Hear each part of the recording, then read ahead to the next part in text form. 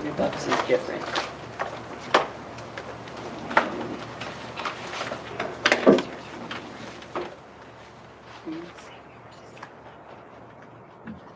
Well, as we move around, we take the.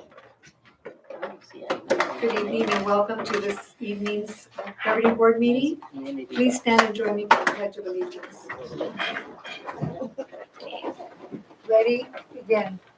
I pledge allegiance to the flag of the United States of America and to the republic for which it stands, one nation, under God, indivisible, with liberty and justice for all.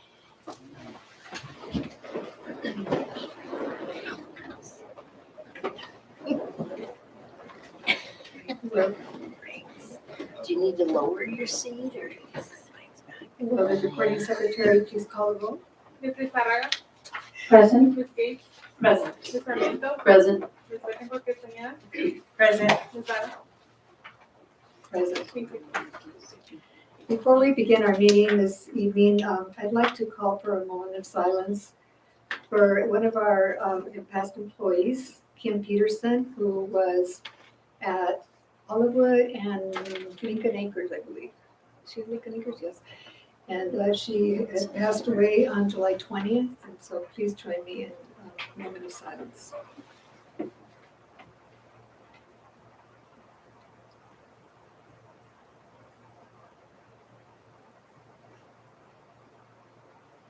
Thank you. We'll start with our presentations this evening. We will start with introducing and welcoming our new employees. Dr. Hernandez. Good evening. So we would like to welcome our new employees, and we'll start with Holly Bauer. She was not able to make it, but there she is right there, our Child Nutrition Services Area Supervisor. And what's special about Holly is that Holly is returning to us after about 8 years. And she was, during her time while she was gone, Ms. Bauer was a director in the Monroe School District as a Nutrition Services Director. She was also at the Coronado School District as the Director of Child Nutrition Services. And now she's back with us as a Child Nutrition Services Area Supervisor. She has a BA in Foods and Nutrition from San Diego State University, and we welcome her back.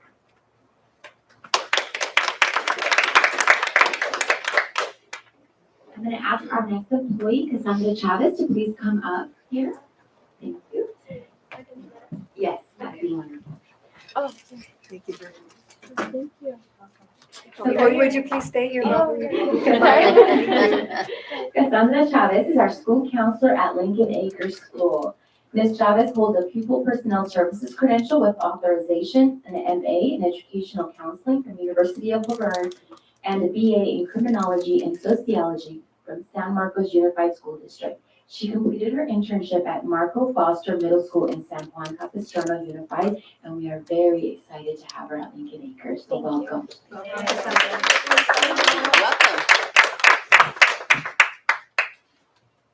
Our next employee, I actually see her in the back.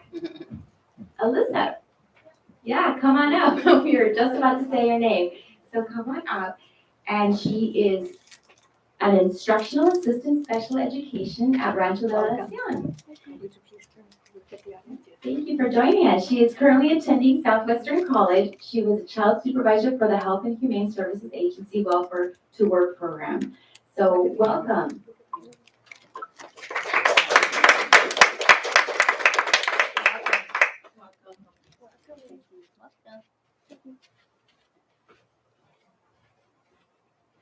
Our next employee is Mary Grace Sanchez, Instructional Assistant Healthcare at Ira Harbison School. Ms. Sanchez has a BS in Health Science from San Diego State University. She has worked as a substitute instructional assistant for the National School District. Welcome, Ms. Sanchez. Thank you.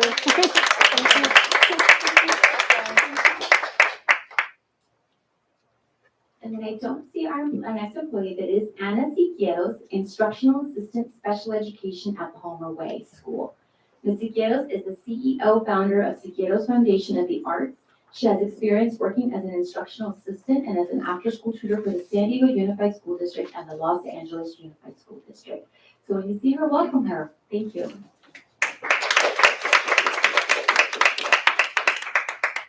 Thank you. Our next item, public communications.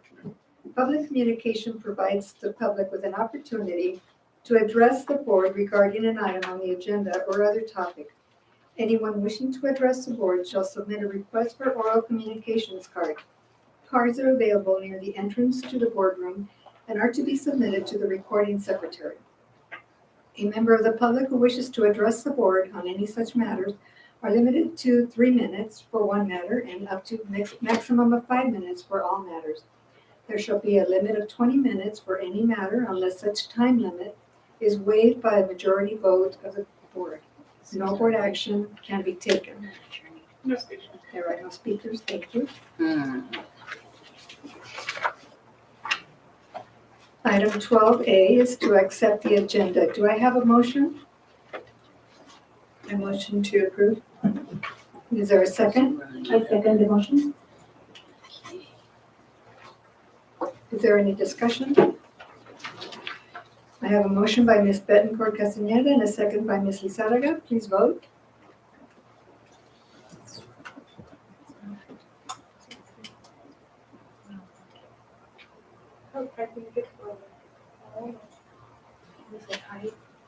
Maker of the motion already vote. We couldn't, it wasn't active. That's right. Right. Still great. Maker of the motion, please. I can't decide. Yeah, but it doesn't. It hasn't worked since we got It was working fine the last time. it. Was it? Yeah. Yeah, it's me. Better. Take one more vote. Should we take a vote by They don't, names? they don't light up. They're not lighting up? Okay. Yes. No. It's no. Sarah. Mr. Lucero, would you like to take a look at it, see if you can help? I'm gonna restart it. Okay. You wanna wait or continue? You can do a Just raise just do a hand. Uh-huh. for now. For now. Okay, please raise your hand. I Okay. Yes. I vote yes. Yes, on item 12A. Yes, on 12A. Thank you, kind of passes without you. It's easy. Next one. Do you want us to give you a couple minutes before? I restarted it, let's see how it goes. Item 13 is to approve the consent agenda. All items listed under the consent agenda are considered routine and will be acted upon in one action by the board. It is understood that the superintendent has recommended approval for these items. There will be no discussion prior to the time the board votes on the motion unless members of the board, staff, or public request specific items to be discussed and/or removed from the agenda. All items approved by the board will be deemed as considered in full and adopted as recommended. Do I have a motion? I'll move to approve. 1 second. All right, I have a motion by Ms. Gates and a second by Ms. Bettencourt Castañeda. Please vote.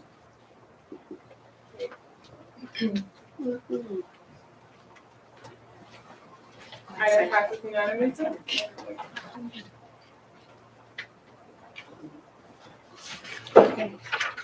Item 14A, presentation on the reopening of schools for the 2021-2022 school year. Dr. Brady? Sure, I think we'll go to the podium. Okay.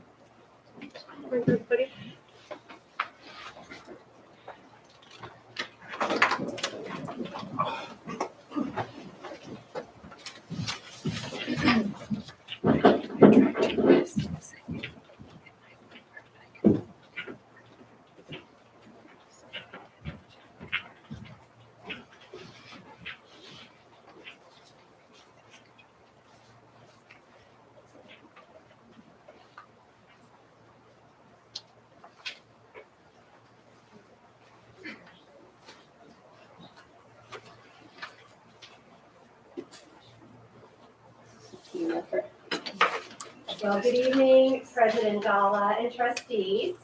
I am really excited to be here with Executive Cabinet to give you an update on our reopening of school for the 2021-2022 school year. As you know, National School District was one of the first school districts in the state of California to reopen for full in-person instruction for this school year. And so we wanted to give you a little insight as to how it's going. I do want to start and set the stage by saying we have had incredible teamwork. Thank you to the governing board for meeting over the summer, for having special board meeting to help us get ready for the start of the school year, for all of the planning, for independent study, down to the wire as things were coming from the state, yet we needed to be open within days of things being signed into law.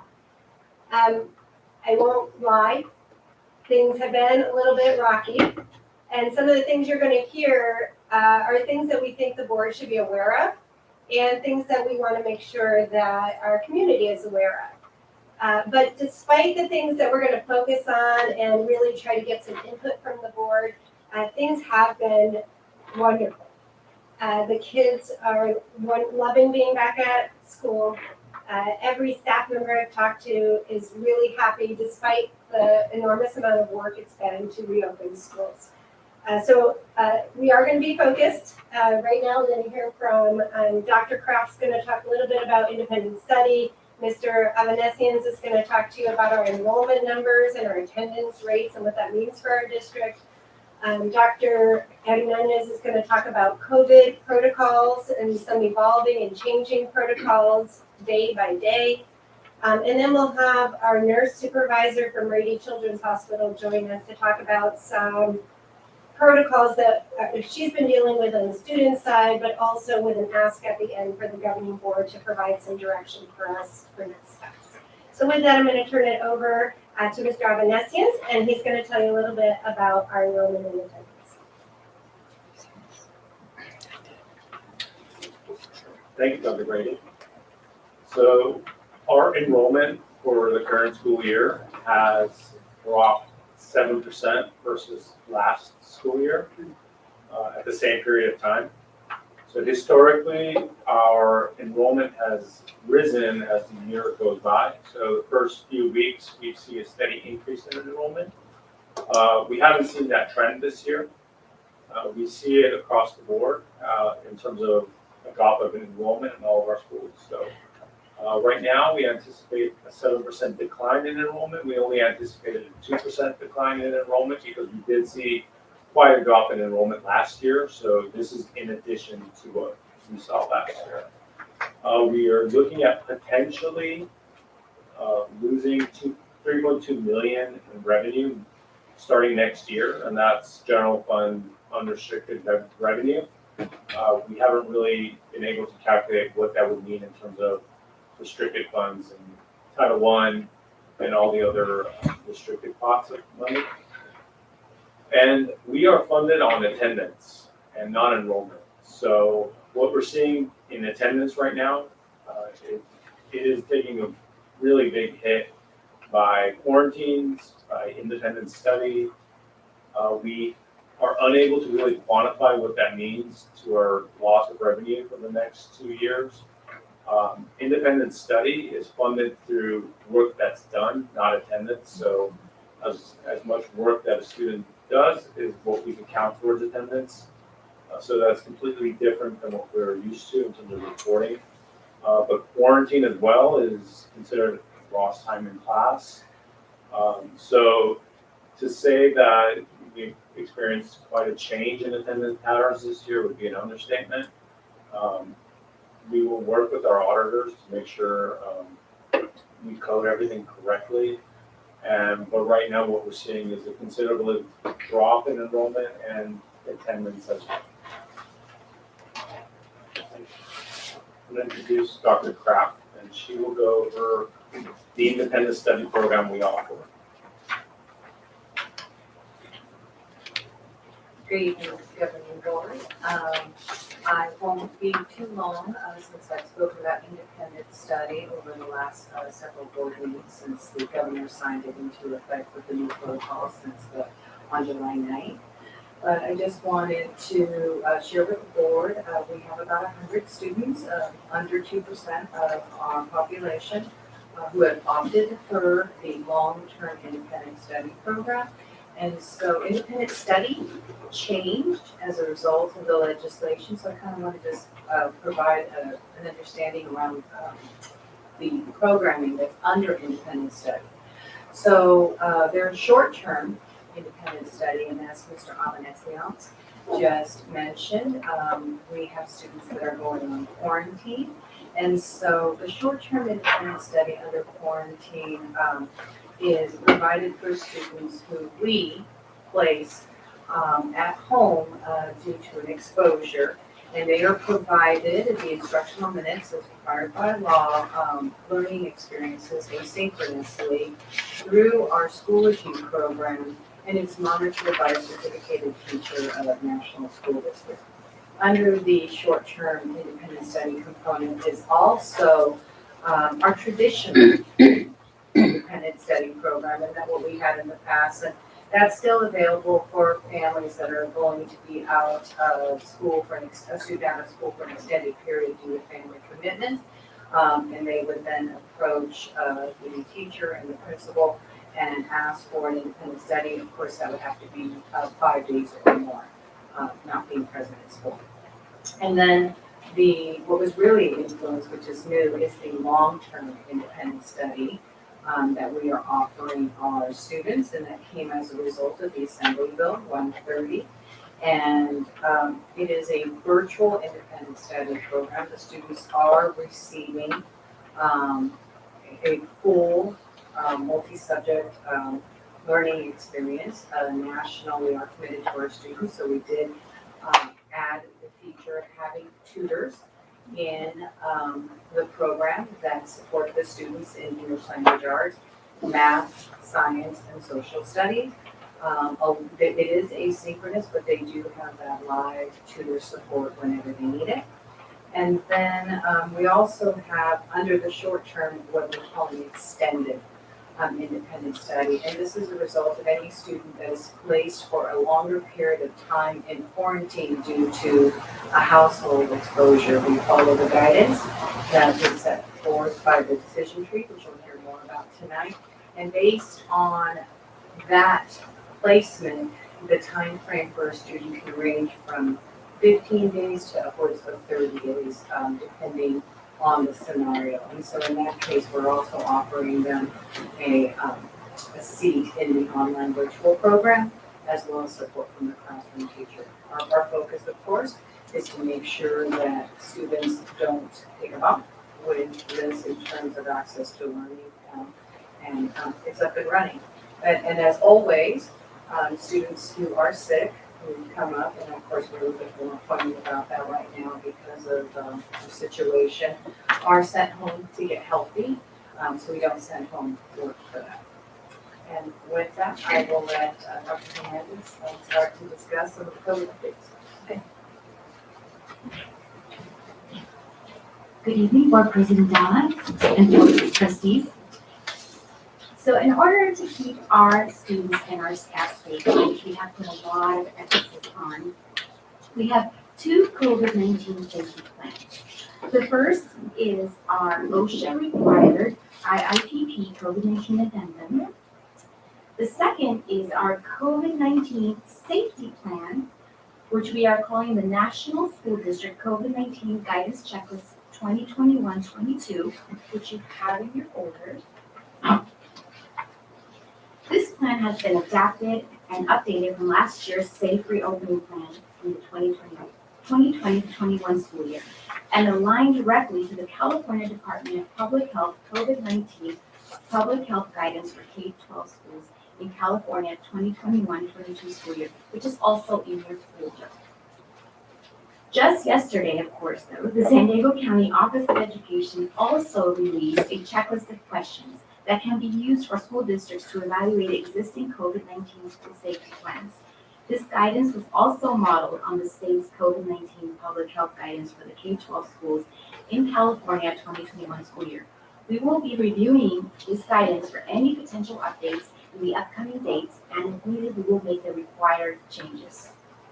So to ensure that these documents are all accessible to staff and our families, we have created a new COVID-19 information link on our district website landing page for the 2021-22 school year. Dr. Brady did send out communication last Friday to our staff and our families to alert them of these resources on our website. And finally, we've been getting a lot of questions from our staff about cleaning and disinfecting procedures.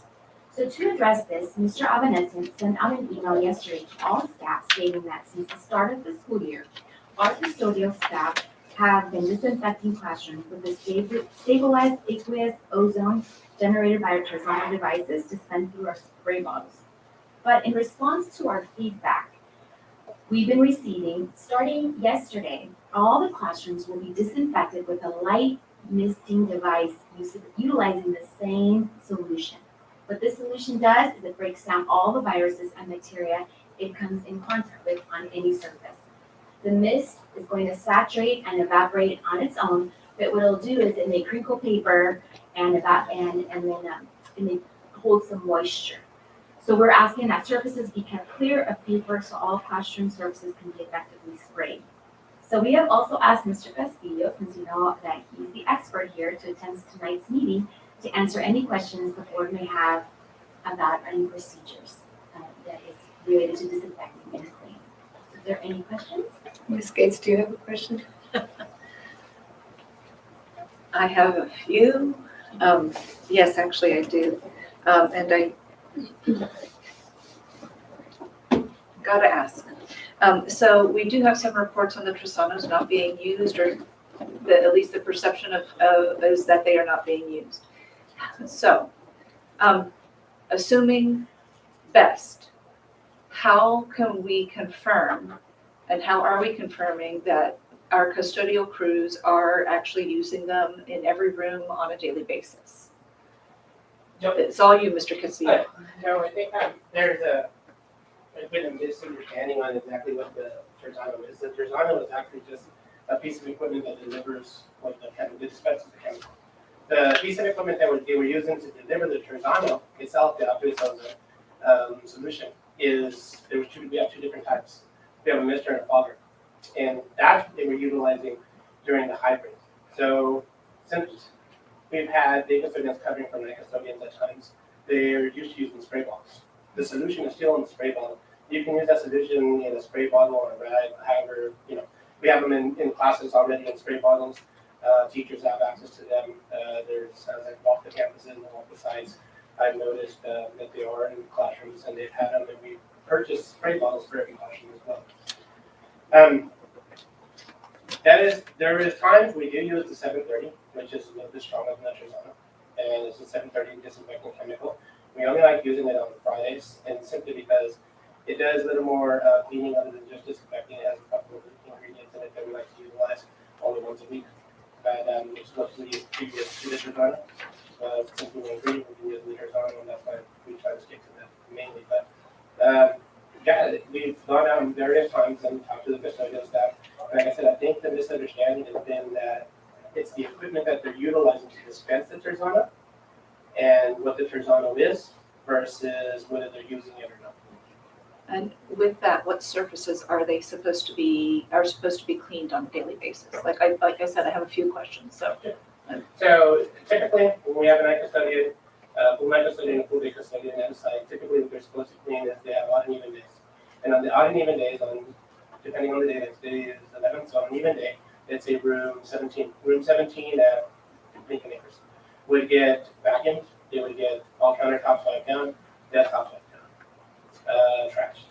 If there was room 16, would only get countertops wiped down, sinks wiped down, trashed. Okay, that's So it's the vacuuming you're saying is like an every other day thing possibly, but the surfaces are a daily, are you saying surfaces are daily? No, countertops and sinks are daily. Desktops are not being wiped down daily. and light switches, like high touch areas, like light switches and more. Okay, and may I ask why tabletops and counters are not being on a daily? We wouldn't have the staffing to complete that task. Yeah, we like to do all the technique. Okay, That's What- why, and what is wisdom on that? Like, what are recommendations and wisdom on that? Because if a child goes home, they're sick, or somebody in the family's sick, they come back and it hasn't been wiped down, then what? right, so then, well, when that happens, let's say we have we have a quarantine room. So we do have this other, it's called it's a chlorine tablet, but it's a piece of equipment that we utilize. And it has a chlorine tablet which has UV lighting, and it's electrostatic. So what it does is that we use to mist the entire room. It's no water, and that one pretty much attaches itself to everything from top to bottom, and that completely disinfects. That, though, is when we know that it needs disinfected. I'm saying that there are times when we have a child who's, we don't know exactly, or they get sent home in the middle of the day. What happens if I have a child who gets sent home in the middle of the day? Are you disinfecting immediately when they got sent home with COVID symptoms? Or are you are we waiting, honestly, are we waiting until we have heard results that say that child is COVID positive? Or are we doing it immediately when we have a suspicion? We're doing it as soon as I know. So if a principal calls me, then I'm usually waiting to text me to say, hey, so roommate, we have a situation in roommate, so the day custodian will come in during the day and actually disinfect. If it's towards the end of the day, then the night custodian will take care of it. But as soon as I am notified, it's either I haven't been able to do it, or Larry, or the day custodian, one of us will. And if I could jump in for some clarification, we've had a lot of conversations around what gets wiped and what gets misted and what gets sprayed. And so our commitment is to disinfect every classroom every day. And then during that disinfecting process, there's a wiping down of counters, sinks, doorknobs, light switch, and high touch areas. Then the cleaning is a little bit deeper, includes the trash, includes the vacuuming, and some additional wiping. What we heard when we've been out talking to the staff members is I haven't seen that spray that I saw before, and we had gotten some complaints that the spray, the water spray droplets were making the markers on the board run and things were dripping on the board. That paper is being left out, we're getting crinkled up or ruined. And so we think it's a communication, but we were in a staff meeting on this past Tuesday, and we asked that John Otis staff, how many of you would like us to go back to delivering that spray so that it would go throughout the whole room? And every hand went up. So Mr. Evanescence immediately called Mr. Castillo, and he made that change that day. We notified the staff last night. That was actually yesterday. So I think there's a visual piece, the disinfecting, having the droplets in the air to land on the desk, even if it's not getting wiped, it will still break apart those germs from being sprayed every day. So, but anybody who would request a deeper wipe down of a room for any reason, like you mentioned, all they have to do is notify their principal, and they're not paying this tax. Those are my cleaning questions. Thank you, Mr. Castillo. Ms. Pizarro? Thank you.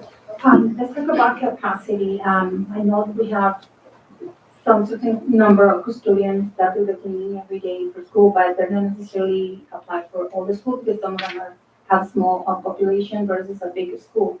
So what capacity we have, because families are seeing and teachers are approaching to us saying that the capacity is to custodians not enough for one school or for every school, so because some of them have more students, more intensive. So can you talk about that, please? I'll let Mr. Castillo answer, but so you know, we do take into account how many rooms are clean. And we do have rovers that are actual our employees, and we have permanent employees who are spread out for different schools at higher classes. Yeah, so each custodian it's approximately now they have about 15 to 18 classrooms to clean. Now, and that's per Caswell. Caswell has a formula that we utilize depending on the teachers and the students and the amount of classrooms. But the biggest problem we've been having right now is not so much whether we have enough custodians. We just have some that are out on different issues, and then we have when they're out for either illness or something, we just don't have enough sub coverage. So what we're doing is having to utilize our day custodians to fill in and cover at night. But they're only allowed to work 4 hours to fill in for those times. So sometimes it seems like we may not have the sufficient staff, but we are I think police staff. Yeah, we are police staff. Okay. How do, the second question, how do we overcome this concern? It's a concern, we need to address So I it think first. we have been troubleshooting this as well, because we know how important it is to disinfect our classrooms and to ensure that our students and our staff feel safe coming onto campus. So, of course, we are constantly posting for our staff employees, but we're gonna reach out to our own classified employees to apply for substitutes. So as before, where it may have been difficult if you had a 3-hour position, you would probably not sub because then you can't sub for the 8 hours. So we are going to overcome some of those challenges and offer that position for 5 hours, so then it completes their 8 hours as a substitute part. So we are trying to troubleshoot to see if we can get our own employees so that they can also sub, because of course they know the schools better, they know they have a vested interest in our school district, and we do believe that we can get some employees as well. Thank you. Oh, and then of course, we are also looking into, if we're not able to get any subs, into a vendor, if we need to find a vendor. So we have different possibilities that we are going to try right now, because we are seeing that as we are fully staffed, except for one, we are hiring one more custodian because of the vacancy. We're fully staffed, we just know that we're not getting enough staff, so if needed, we will also be contracting a vendor coming to you, and that would be another possibility. Yeah, just so the audience to know, because some of them, they're human beings, they have days off, and they have sick, or for any other reason than COVID, so do we have capacity to provide that type of service? So the audience needs to know that too. Thank you. Ms. Bettencourt, I just wanted to go back to the solution that is often transferred into a spray bottle. It's my understanding that there's an expiration timeframe for those. Who's keeping track of that to ensure that we're properly using it to its full capacity and we're not spraying something that's actually no longer. So in terms of the spray bottles that are delivered to the classrooms, so it's scheduled so that the day custodian is, the night custodian, so the day custodian at the end of the day will fill them, and then the night custodian will drop them off to the room, so it's 24 hours. So the actual disinfectant purposes is, the efficacy is rated for 24 hours. So then when the night custodian delivers them every night, by the next night, the day custodian already have them filled for them, ready to go, and then the night custodian will deliver them. As far as when they're using it in their equipment, well, we don't reuse any of the mop water or anything like that, so it's always cleaned out and done, and it's consistently replaced. Ms. Gates. Dr. Kraft, I have some independent study questions for you. Sure. So one of the things that, and I know you haven't hit it yet, we've got the decision tree coming up, I get it. One of the things that's hard as a teacher is the implementation of those independent study plans. If we are not informed of students who are actually sick and need them, we also have the situation of waiting for feedback on whether a test was positive. So we might have a student who goes home at, maybe with some COVID symptoms at noon. The next day they aren't back in school because they've been told they have to wait. And we're hearing that they're recommending or telling us to be aware of the fact that, yes, for a while it was 24-hour turnaround, but we're getting that closer to 4-day turnaround. For a lot of independent study contracts, even short-term study contracts, there's been some wait period on instituting the independent study contract. How quickly are independent study contracts being triggered for our students as they wait in those up to 4 or 5 days of we're just waiting to find out if our test was positive or not? And how are we making sure also that if someone is quarantined longer term due to, my little brother has it, or I have it, or whatever, or I'm home because my person sitting at the table next to me has it, how quickly are we getting those turned around so that we aren't losing Mr. Avanesian's attendance days with our students.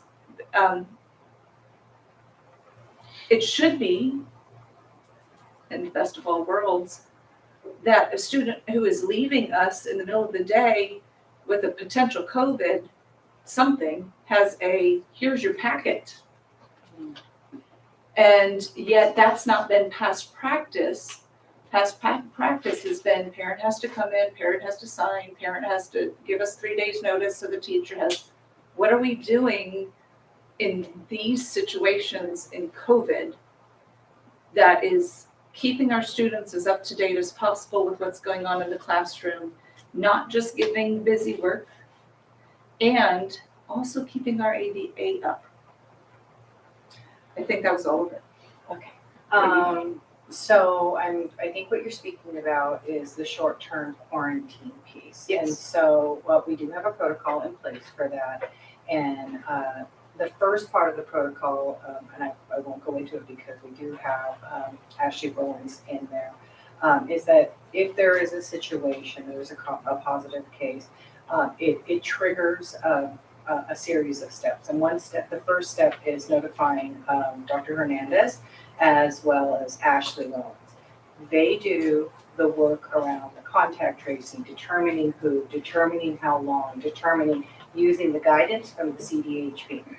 Once that piece is done, then I work with the site principal. We send the impacted students' families a letter, and it just depends on every situation when it happens and such. But we do, the kids are home, we do send a letter, and we give them we're very fortunate coming out of distance learning. We do have a digital program, a nice suite, and we do provide our families an outline of what they can start doing and adjusting for that first day that the students are home in quarantine.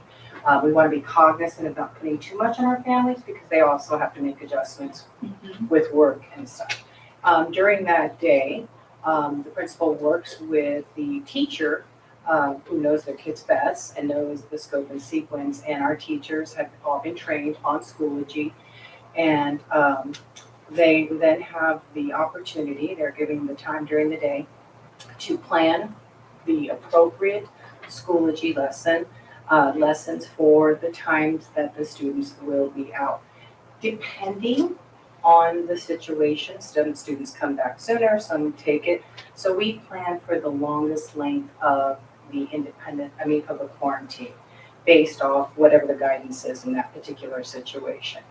And it is asynchronous work, and it needs the minimal instructional minutes based on whatever grade level it is. And then the teacher, of course, would give feedback just like they normally would be reflecting. I think our teachers are pretty strong, so I don't think they're probably, I give them the minimum, we end up seeing more, which is a good thing. And so they are monitoring the work. We do have the adaptive software, which helps the teachers in alerts if a student's not progressing. And so they're doing what they normally would do, but it would be online and asynchronous. And so it's usually about a 24-hour turnaround. Mrs. Zahara? Thank you. Just a short question to make up the practice. Just a question. I just realized right now because you mentioned that there's 100, almost 100 students on the Long term. on there. But 2% of the population is the one on independent study. I wish to know if there's how many of those are special ed. Less than 2% Less than are 2%. in there. I don't know the numbers because with special education and provision with the law, parents that do have a student that have an IEP needed to go through an IEP because the placement needed to be on an IEP decision. And so based on that decision, the students had multiple pathways in which they could have a remote learning that would best meet their needs in accordance to their free and appropriate public education. So I'd have to come back with that final number, and we'd be happy to provide that with the board. Ms. Gates? I'm trying to break them up a little bit according to category to try and be nice. But so another thing that I'm wondering is, is every school, do you feel, and what has been, I don't know how to word this question. Is the site plan clear? So when we have a student in class that presents with a persistent cough and teacher sends them to not the office, because we don't want a potentially sick child walking through, but sends them to wherever they're supposed to be. Once that step is triggered, how clear is our site plan on who does what? Is everyone aware of the site plan on who does what as far as, okay, that child's been sent home, we alert the teacher. We also alert we alert the nurse, we alert the attendance clerk because they can't come back tomorrow because there's no way they're going to get their notifications. We alert whoever needs to do contact tracing. Like, how are we doing? Is there something, like I said, we've got the CDC, yes, we have that. But that doesn't tell me as a teacher what my steps are from the moment that I've lost a child in class until the moment that child can come back to my class. So how are we doing with that? And do you honestly, like, I don't know who to ask, I'm asking you. Are our teachers clear in what their next steps are so that we aren't abandoning kids in some ways, or abandoning our staff members, or not contacting who we're supposed to contact? So in your packet, in your folder, you have the site checklist. And the site checklist says if a staff member comes down with symptoms, they alert their principal. And we have been working with our principals. We have canceled all our leadership agendas to talk only COVID since pretty much after leadership issue, as soon as school started. So we've been working through exactly these questions with our site leaders to make sure that every site leader is aware and can walk each person affected through the process personally. Then the second thing says if a student is sick, so if you're sick as an adult, you alert the principal. If a student is sick, they get sent to the health office. And we contract with Rady Children's Hospital. What we didn't want is for people to take it upon themselves to start working on this decision tree. You'll see it's 4 pages long and very, very complex. And so I think we're going to present the screen so you can see Ashley as she speaks to you. And I think what we'll do is we'll kind of go through the process, like, hey, somebody's COVID positive. What does that trigger? What steps do they take on the HR side? What steps do we do for the students? So you can hear the whole process. And then maybe we can come back to your question if we haven't answered it clearly at the end of that. Because That's great, because my next part of that question, which is an attachment, right now I know that, for instance, we are having, at my school site, we have multiple spaces for our nurses to whom students go to. We have the probably well child but scraped elbow child site, and then we have the potential COVID site. My question that, I'm assuming that we have something similar. So in that plan that's in front of you, that checklist, that's also posted to our website for anybody who wants to access it. Anybody who is exhibiting COVID symptoms is asked to sit in a chair outside of the nurse's office. So we don't want to mix the well students, kind of like the doctor's office. We don't want to mix the well students with potentially COVID infected students. So the nurse will come outside and evaluate them. If the child is so sick that they can't sit in a chair outside, then the nurse will triage at that time. They'll call Ashley and they'll figure out what to do. But we're asking anybody with symptoms, sit outside in a chair outside the nurse's office. And then if you're going in for regular Band-Aid, getting your meds, you do that. And so the nurses or the health assistants are doing that. So I think, Ashley? You're muted. Oh, I think you're muted. Let me see if I can. office. And then if you're going in for regular band-aid, getting your meds, Sounds like me on the delay. nurses or the health assistants are doing that. So I think, Ashley? And to follow up on that, the health offices each created an observation. We're getting hang on, Ashley, we're getting a little bit of feedback. Ashley?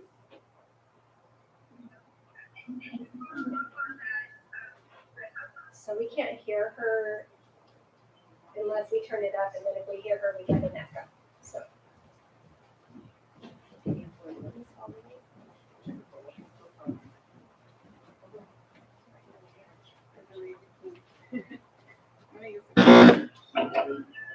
Ashley, can you hear us? So we can't hear her Oh, that's delayed.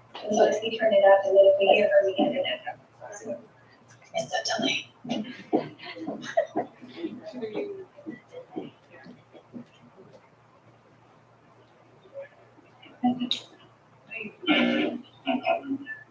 Ashley, can you hear us? I can, yes, can you hear me? Unless we turn it up, and then if we hear her, we get an echo. So it's a delay. Maybe the board has the presentation, and it was just to trigger some slides, you have everything, so maybe we just present Ashley on the Okay. beat, and then she'd be able to be full screen, and the board be able to interact with her.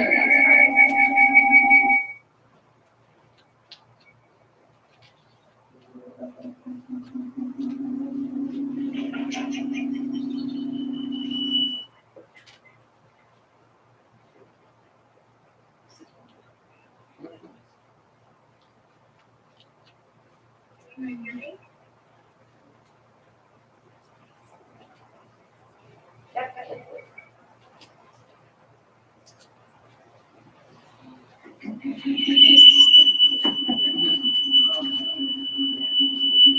I'm getting a lot of feedback.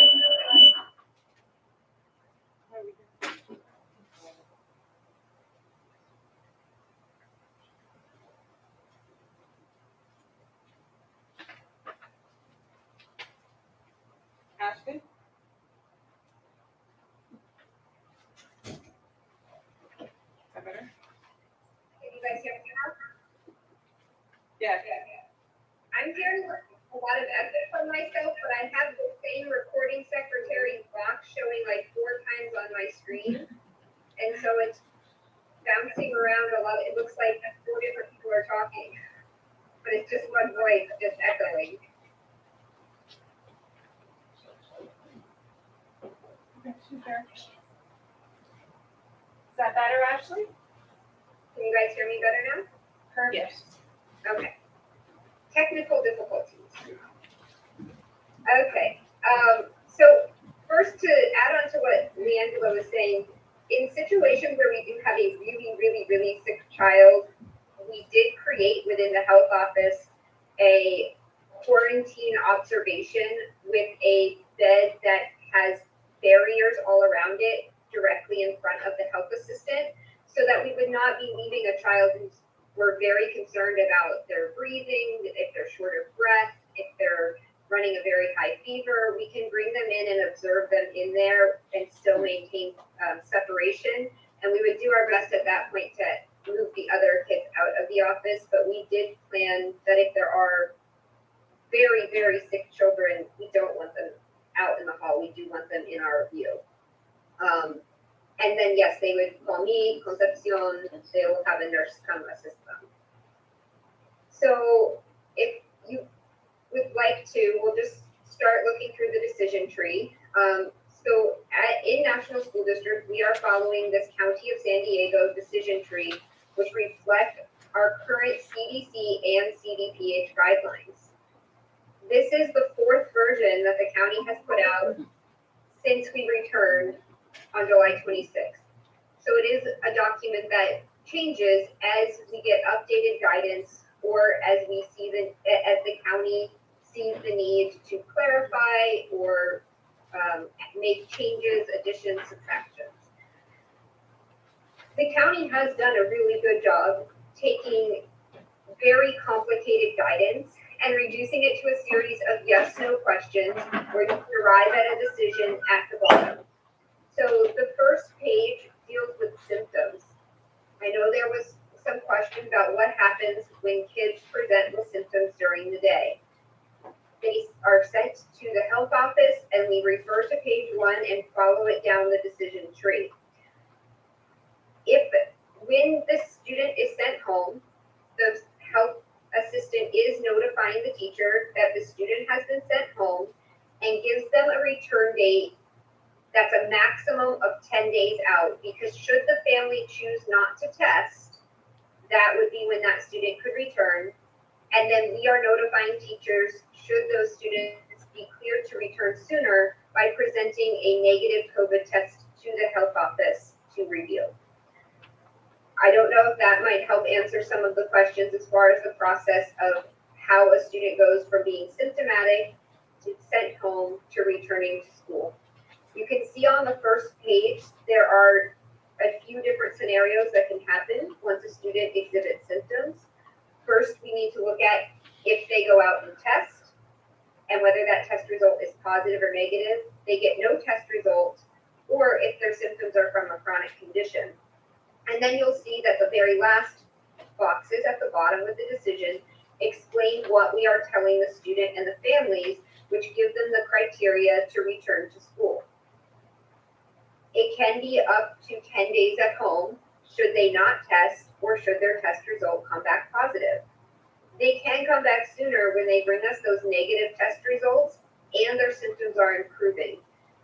Because even if you have a negative COVID test, if the child is sick, they need to be at home getting better. There are still illnesses other than COVID out there.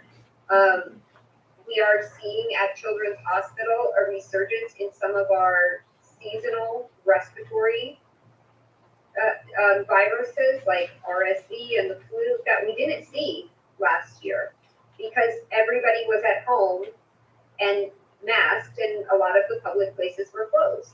And now that things are more open and people are out, we are starting to see those other illnesses come back. So not every time a child has symptoms will it be COVID. Our list of COVID symptoms is just about any symptom that you could think of. Fever, the ones that we hear about, fever, the respiratory, the coughing, the runny nose. However, things like headache, fatigue, nausea, those can all be COVID symptoms as well. What we're seeing with some of the new variants is that the kids are not getting those fevers. We are seeing some of these more mild symptoms presenting. So we see anything that comes in that could potentially be COVID, we require the families to follow this page 1 of the symptom screening flowchart. Before I move on to the quarantine, which starts on page 2, are there questions about the symptom flowchart that I can answer?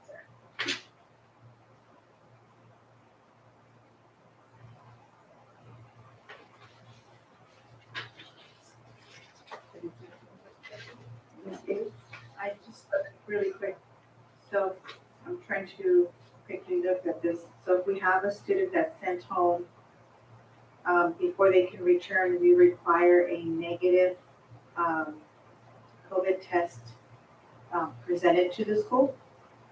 If they are returning before 10 days out of school, yes, they have to have a negative test.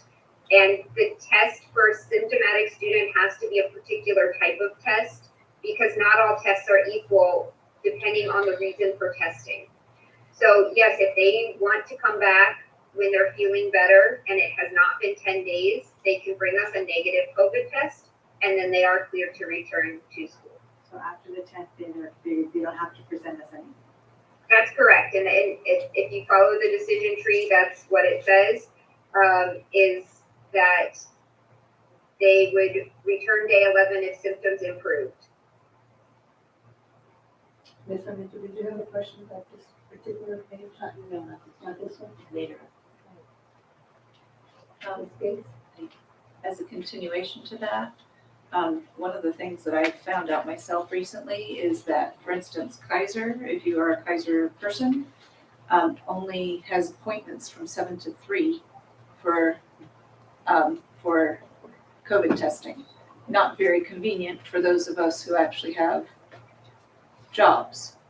I had to drive 15 minutes with my family member who is dealing with one of those, pollen, whatever related things. We have too many families who can't do that. Are we providing, and granted, I know this might be like the next step question, but this is what you're stuck with, you said symptoms. Yeah. But Yeah, Are it we is either- something we're looking at with next steps. However, I do want to pick up on something you mentioned there. You're talking about a family member experiencing pollen things, which would be a chronic condition like seasonal allergies. The second set of boxes, the second set of yes/no questions is, does the individual have a documented pre-existing chronic condition that accounts for the symptoms? But this was a no, this basically ended up being a circumstantial stuff at school was really, at her school outside was really stirred up. They realized there was some construction going on, so it's not a seasonal allergy, so we did have to go Okay. do the test. And we had to drive 15 minutes away to do so. Not all of our families can pull that off, so we'll be looking at 10 days missed time if we don't figure out what we can do about that. So we're gonna have Ashley go through the quarantining piece. And Thank you. we do also have concerns about the amount of time students are out of school. And if they don't complete all of the work, what that will mean in terms of chronic absenteeism, ADA, things like that. And of course, the biggest thing, loss of learning. And we don't want students to have lots of learning. So when we get to the end of the quarantining piece, we are gonna have a candid conversation around testing. And what maybe some next steps are, whether we're testing symptomatic or asymptomatic. But one of the great things about having the Rades team on board is they are in touch and have personal relationships with the health department. And we saw that the state of California sunsetted a lot of the testing sites when they went to vaccinations, and they opened vaccination sites. We're one of the first school districts to open. We're 5 little districts in South County, San Diego. When San Diego Unified opens, when LA Unified opens, testing is going to be in demand. Even at the state level, if they don't have the test, they're back ordered on some of the tests. So we're gonna talk a little bit about that, but let's get through the quarantine piece and then we'll come back to that question. Thank you. I did have a question related to the independent study, and you touched on that in regards to if a student, when they come back, to say that they haven't completed all of their independent study work, how are we going to ensure that we get them caught up and give them the support that they need? And are we going to, if they come back with having completed nothing, to ensure that we still have our, we're getting compensated for that time out? Will we assist them in completing that work potentially when they come back? That's one of the questions. So, can you hear me? Okay. So if a student, in the scenario that you just posed, if a student didn't complete the work, obviously, the teacher will be giving feedback, will be communicating with the principal. But right now, it really comes down to our attendance coding. And when a student goes into quarantine, they are coded differently in our attendance system. And they are given a code of IND, which indicates that they're an independent study. When the student comes back per ed code, it is the teacher that evaluates whether it has met the criteria that they've set forth. And based on that, the teacher can either change that IND to an unexcused absence or leave it as such. And if it's an unexcused absence, it starts to report to us as if it was a chronic absenteeism, and then it goes to a different series of protocols that we've had in place even pre-COVID, in that if you have a certain number of attendance absences that are unexcused, we start sending out re-engagement letters, contacts. You might receive a phone call from our our truancy, a person that goes to a different route. But, in the conditions that we've had so far, the teacher will be able to monitor, and our students, have been fairly good about, the distance learning, and it's a little bit different now because they know they're coming back and they will see their teacher, and so I think there's a bit more accountability, but that would be what would happen in that. And so, we would have to address it in that manner. It just concerns me that we have a lot of time, instructional time missed for these students. And it's one thing to have it coded a certain way, but it's one thing that we need to do as well for our kids. And getting them caught up is very important. Yes, I agree. And I think as Ashley continues and you'll hear there was language change, that's going to help us.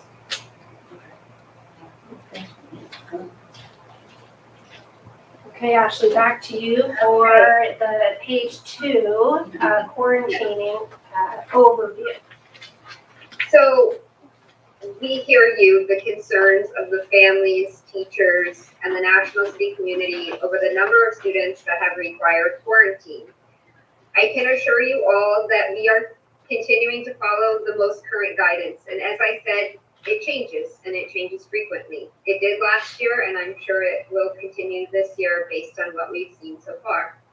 The most recent updates to the decision tree, which it was updated just yesterday, are going to allow us to put in place some mitigation strategies to reduce the number of close contacts for positive cases at school, such as creating and following seating charts, both in the classroom and at lunch times, along with requiring masks outdoors when students cannot maintain 6 feet of space.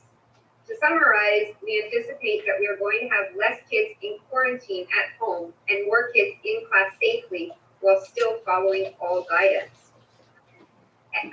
If you look at the decision tree, there are 2 different pathways you would follow depending on whether you're looking at adults or students. I am going to be speaking specifically to the student side of the quarantine decision tree page on page 2.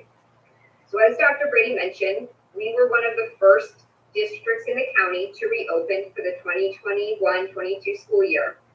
As schools in other districts have started to open as well, there has been identified a need for providing student testing within the school districts. As you said, what we've seen is there's a lot less testing available in the community than during some of our previous COVID surges. I personally spoke with a county epidemiologist last week, and I explained how difficult it's been to require a student to produce a negative test to return to school, or to convince a family to test a student with symptoms when there's currently only one county testing site in National City, and the feedback we're getting is that they're turning people away because they reach capacity every day. These testing locations are important, and we're hoping that as more schools open and they see how much the demand for testing has increased, that we will get return of some of those testing sites. However, what we've seen with some of the other school districts is that there are options for COVID testing, depending on what it looks like in your community. So for example, if a community has very low transmission and case rates, they may consider something that's like a program for surveillance testing to identify cases who may not be aware of their exposure.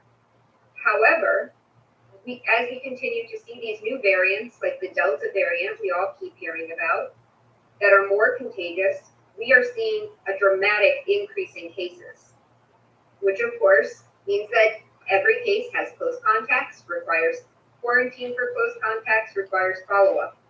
It's growing every day, not just with us. So we look at the program and we try and look at what would be the most impactful to our community down here in National City. As the Rady Health Team Nursing Supervisor, my recommendation is that National School District consider implementing an in-district testing program designed to allow students who qualify to remain in class safely following an exposure at school. Yes, there is a need for testing the students with symptoms. However, what we've seen in conversation with some of the other school districts is that if you look on page 4 of that decision tree, it talks about the different types of testing available. And if you have a student that is symptomatic, they are required to have a PCR test. And those are the ones that are taking longer. So they're seeing at the school site testing 3 to 5 days of turnaround for those. So yes, that we want that test result, but where we can make the greatest impact is decreasing these exposed asymptomatic kids who were exposed because of a positive case in school. I'm not sure how familiar anybody is with when you are considered contagious when you have COVID, but it's 2 days before your symptoms start. So in any given day, when you're looking at a classroom full of students with no symptoms, any of them could be contagious and we just don't know it yet. So we really want to look at how we can minimize how many kids are being sent home for quarantine after exposure. So I've reviewed some of the available program models, and my recommendation right now is that we would contract with an approved provider to focus on keeping kids in school while following the decision tree. So if you look back to the quarantine decision tree, page 2, for students who were exposed at school while wearing a mask, which are your first 2 yes/no questions for students, did the exposure occur in a school setting, which is any setting supervised by school employees? Yes. Were both parties wearing masks during all contacts within 6 feet? If the answer is yes, and we can provide testing, they can remain safely in the classroom while we do testing twice a week for 10 days. As long as those 2 criteria are met, which is where those mitigation strategies come in to make sure that kids who may have been exposed will meet those 2 criteria wherever possible. So for these students, we can offer this modified 10-day quarantine, and as long as they remain asymptomatic, we can keep them in class and use a rapid antigen test. So back to the difference in testing, antigen, when you're asymptomatic, gives you a negative test that we can allow you to stay in school with, and that is referred to right there on the decision tree. Antigen tests administered on site may be used for asymptomatic testing when required for quarantine. These are the kids that otherwise would be at home until day 8. If they do not want to participate in on-site testing, the student would go home. They have the option to get their own test on day 6 or 7 and return on day 8, but that's still a lot of time out of school. So we're looking at ways to maximize the number of kids that are in school on any given day. So I mentioned that the recommendation is working with these contracted services. They are providing testing in other settings, and they are well versed in policy and best practice for testing programs. So you really want to bring in the experts who have been doing this and already know what works best. So with these students, they can get their rapid antigen test twice a week and follow all other COVID mitigation strategies, such as masking. Part of the requirement when they stay in school is that we increase their masking indoors and outdoors, but we are pushing to do that for masking as much time as possible because of the fact that you are contagious 2 days before you exhibit any symptoms at all. So part of the program would also include a dedicated contact tracer to follow up on these positive cases, their close contacts, and arranging any confirmatory PCR testing should an asymptomatic close contact test positive during this program. Because we have to confirm an antigen that is positive when you don't have symptoms with a PCR. This is all explained in the decision tree on when you are looking on that page that explains the different test types. It explains where you can use rapid testing, which tests require confirmation, and those things are going to happen. Leticia and I are currently other than actually doing the PCR test, we're doing all of these services, the contact tracing, the positive case notification, working with the school sites, and we're often doing it late into the evening and on weekends. We need to make sure that the staff and families are informed as quickly as possible and understand the instructions for quarantine and return following an exposure. As I mentioned, we know that there's a need for testing in the community. We know that there's only one Free County testing site available right now, and whenever possible, I am in the ear of the county epidemiology team, letting them know that that's just not enough.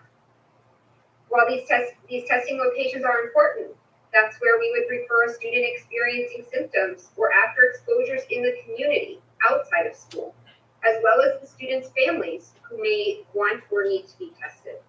But implementing an in-district program would allow us to better serve our families and keep students safely in the classroom wherever possible under the guidelines that we have to work with from the county.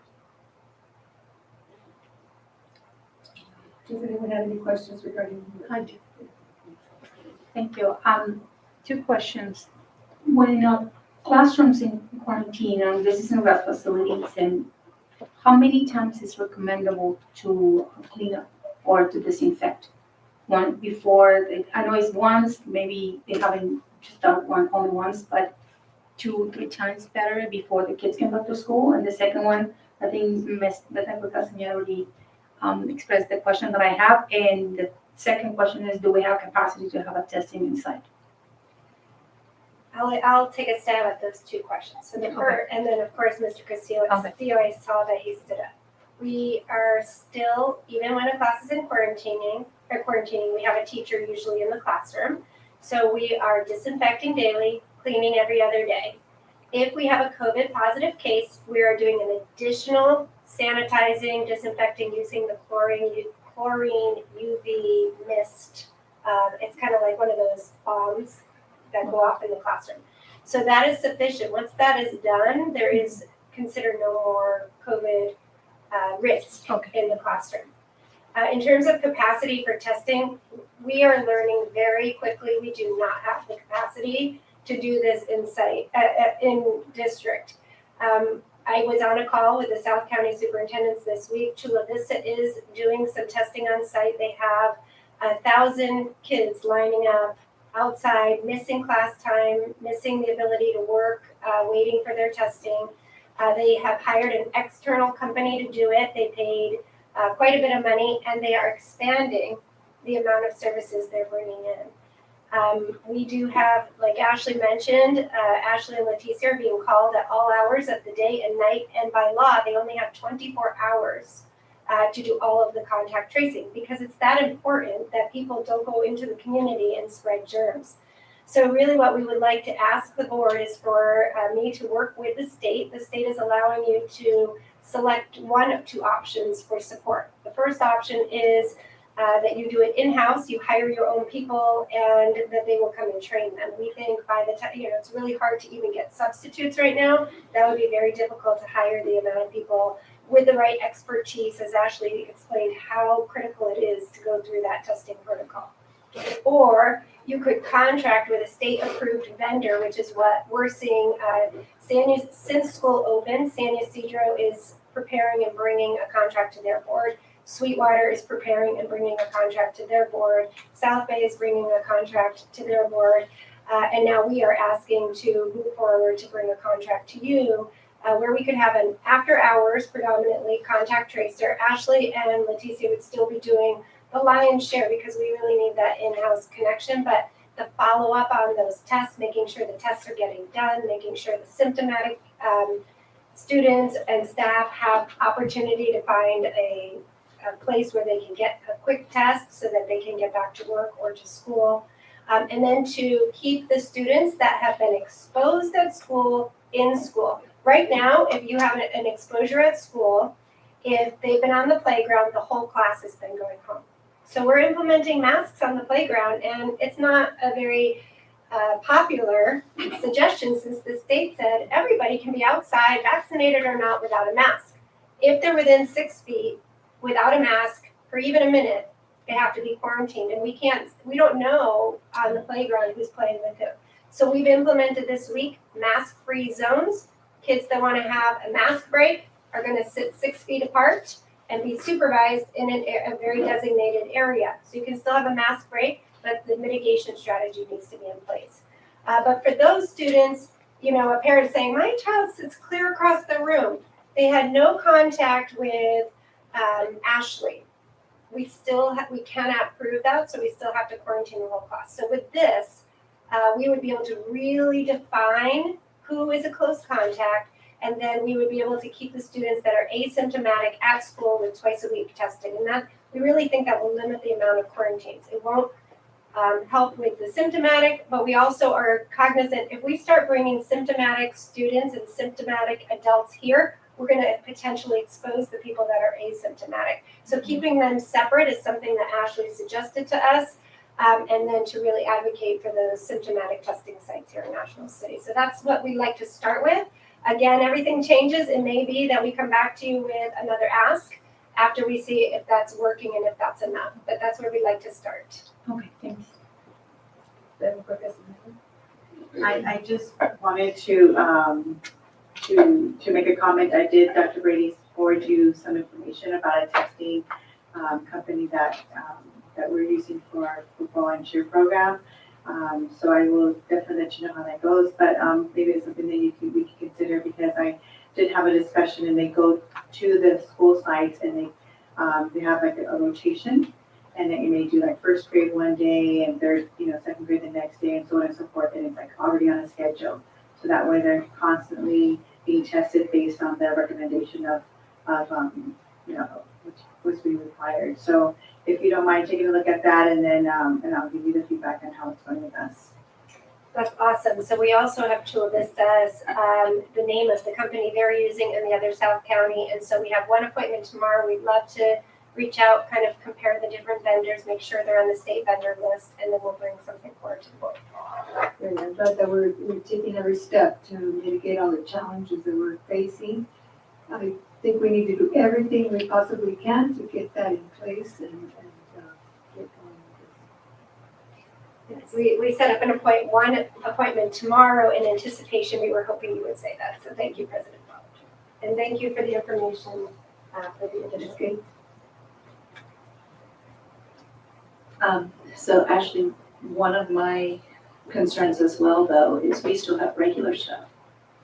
How are our nurses doing, meeting all of these needs, plus,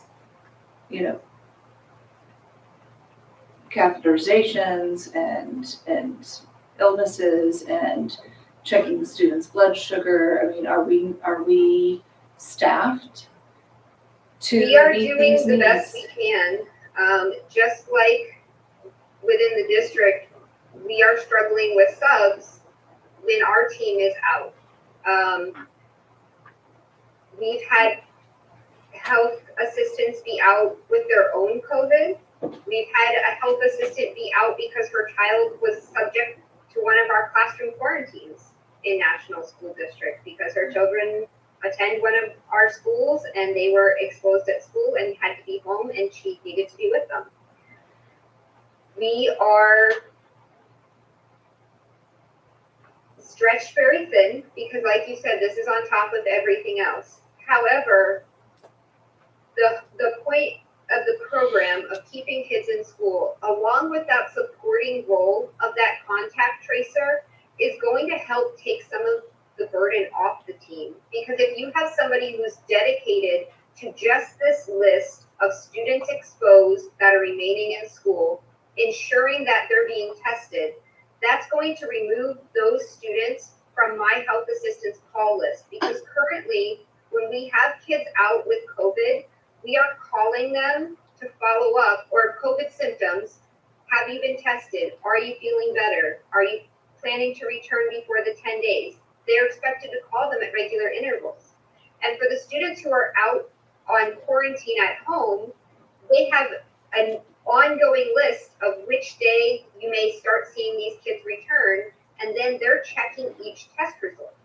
If we have a program within the district that's monitoring these asymptomatic close contacts, we no longer are going to be receiving these test results that have to be reviewed and clearing these students because they're not going to be needing a clearance to return because they're staying in school. That contact tracer has a list of the students that are supposed to be tested on this program, and they are making sure that those students are testing and letting us know if any of them tested positive and were referred for a follow-up PCR test. If nothing else, we are a team, and you'll hear us refer to ourselves as the health team, not a health program or anything else. We are the health team from Rady Children's Hospital. We have been working to hire a credentialed nurse because we had ours leave. We do have one who's expected to start in the beginning of September. I have been going out to school sites myself as a nurse to provide some of those services that require a licensed person, like those diabetic blood sugar checks, drawing up insulin to support Concepcion while we wait for this person to come on board. So we are hoping that with this implementation of this testing program, it's less for us to keep track of. Yes, we will still have the students out with symptoms. However, if we remove the need to follow up on up to 90 kids on a quarantine for an in-school exposure, that takes a good part of the burden off. I am working to have another per diem person from my team available to help fill in when we do have absences. But it is a struggle. We are struggling finding the subs. We used to be able to pull in subs when the health assistants were out, and we're currently not able to get subs for us right now. So it is something we are working on. We do have a full team, however, except for the credentialed nurse who's onboarding right now, going through all of the Rady's hiring process. However, we are only human too. We get sick, our kids get sick, our kids go into quarantine.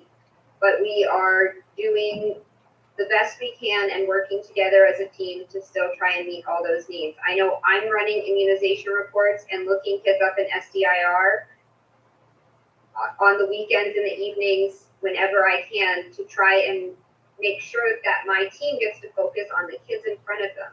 That's why I've taken on the contact tracing, the reporting to the county, the follow-ups with the county, because I don't want to put that on my team. I know how busy they are and how many things that they are juggling right now.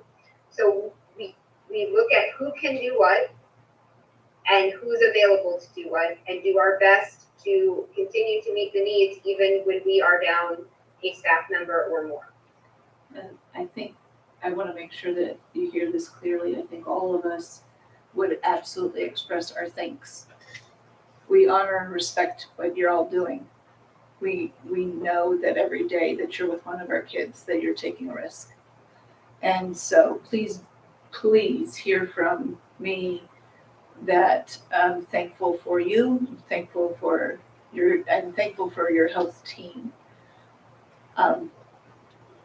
You need to let us know. Please don't be afraid to let us know when you need from us through Dr. Hernandez or Dr. Brady, because we want to make sure that we keep this team that is committed to our students the way you all are. We want you to be well. We want you to be safe and sane as much as we can be right now. So please know that we appreciate you. I have one other question. I'm not sure it's yours though. Lunch. Breakfast, lunch, we're unmasked for how long is lunch? 20 minutes at a time, lunch. And I don't know how you're doing with are you keeping kids in the same seating order? Are they sitting with various people? Are they spread out? What are we doing? Because they aren't keeping their masks on then. So well, first I want to echo what you said to the Radies team. We're very, very thankful during a time of a pandemic to have Radies by our side. This is not easy work, and it's very complicated, and it's medical, and that is not the role that any of us play. So we're extremely grateful to Radies. But I also want to echo the piece about that long hours and the teamwork, because this team standing behind me, leading a lot, David Castillo up on the roof, fixing HVACs, David Castillo disinfecting a room, running an entire run because we were down a sub-custodian and couldn't get one.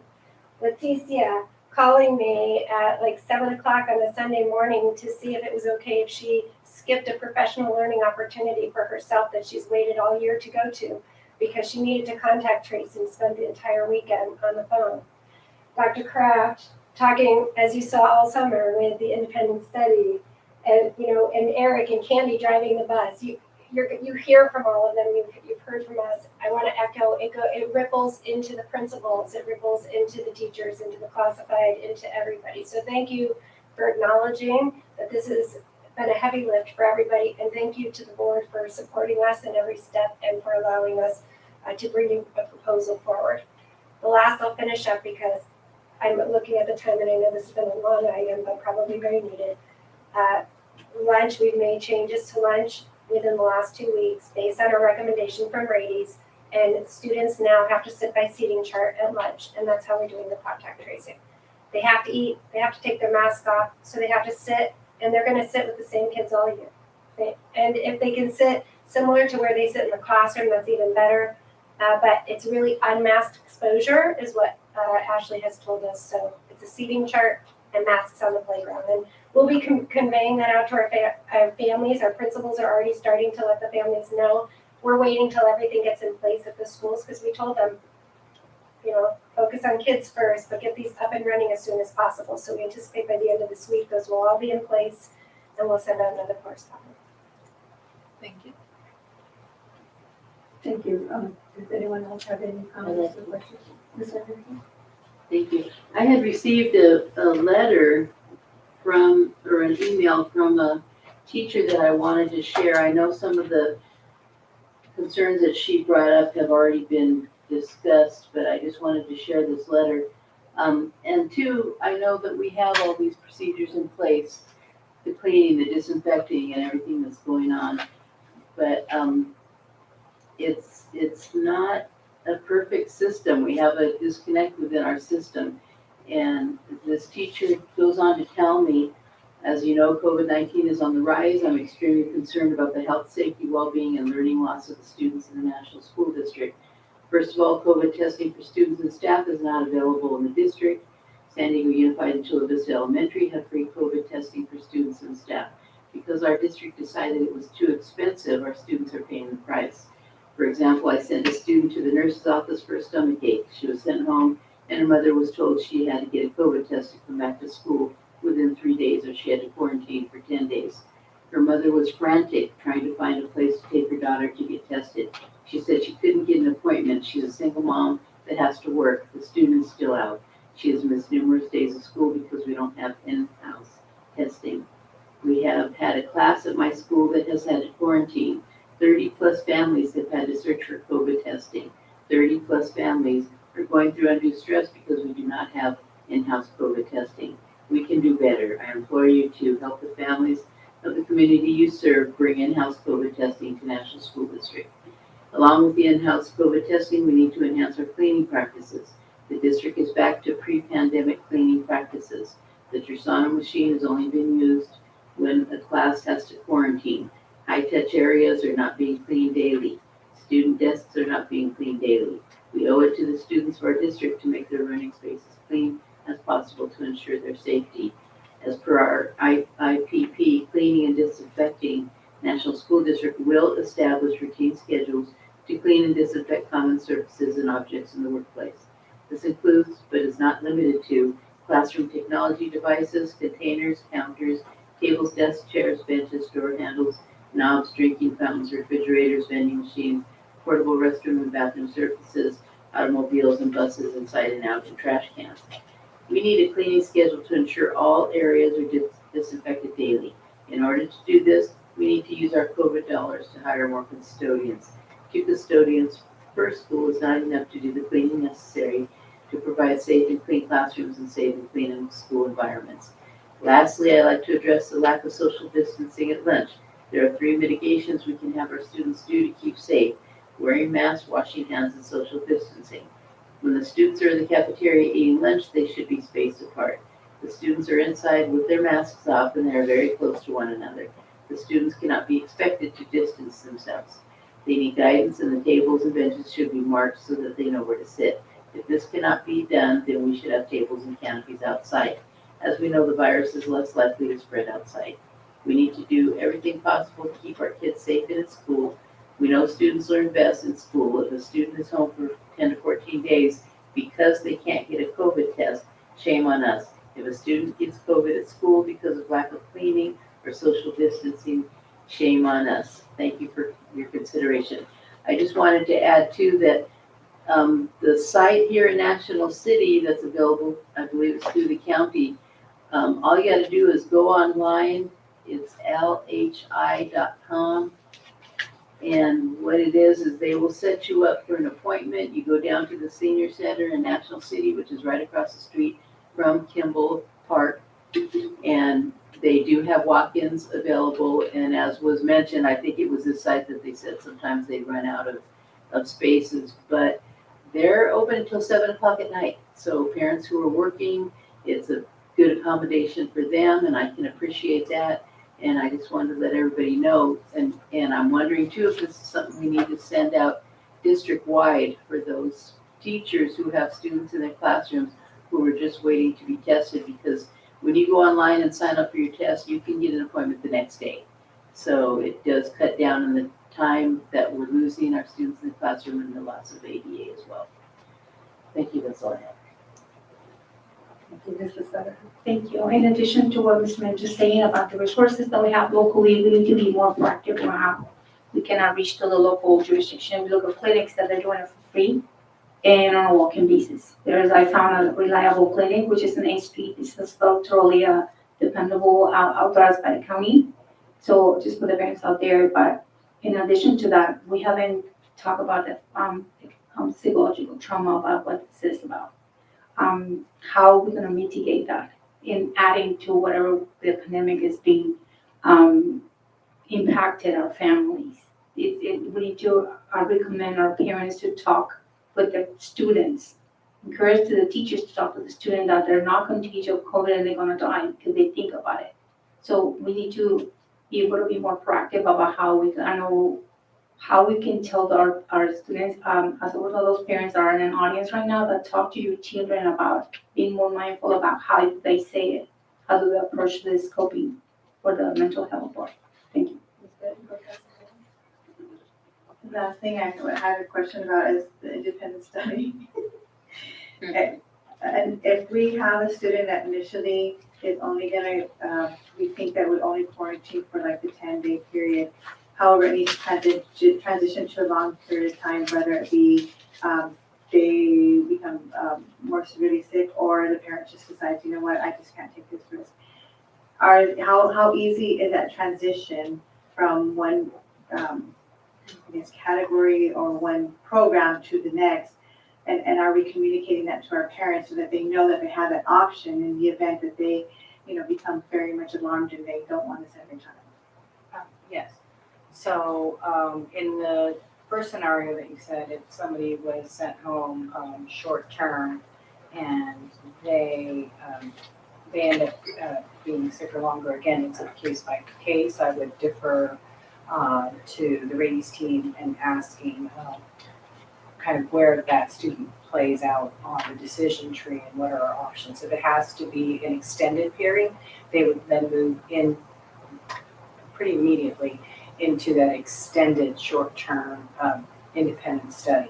I have worked with the platform group, the third party that is delivering the online platform for the independent study, and have secured seats for an incident like that. And we only pay when we use them, and it's part of our normal contract, but I have indicated there may be possibilities, and based off what I get from ratings and obviously the changing conditions, I have that available, and it's fairly quickly.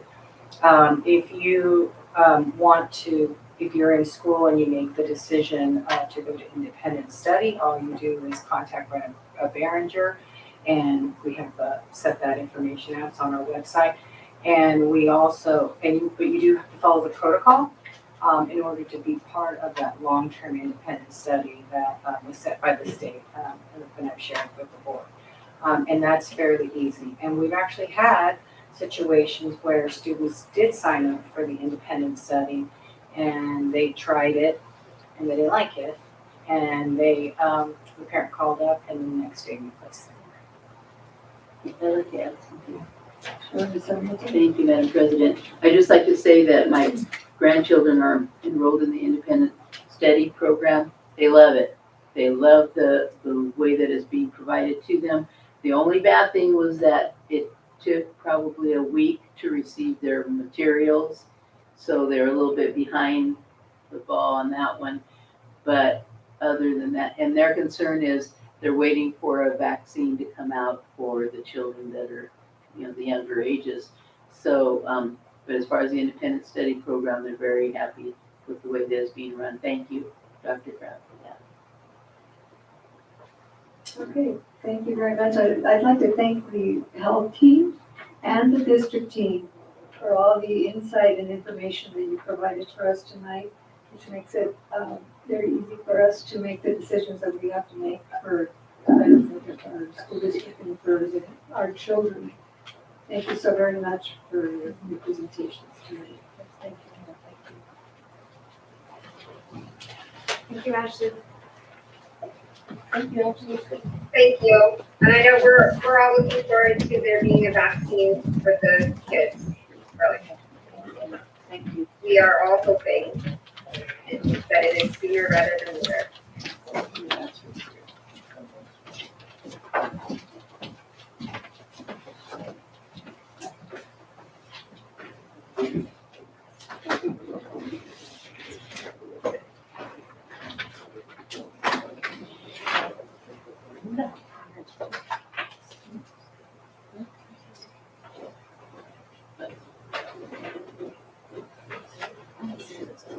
At the moment, we'd like to take a 5-minute recess. Thank you.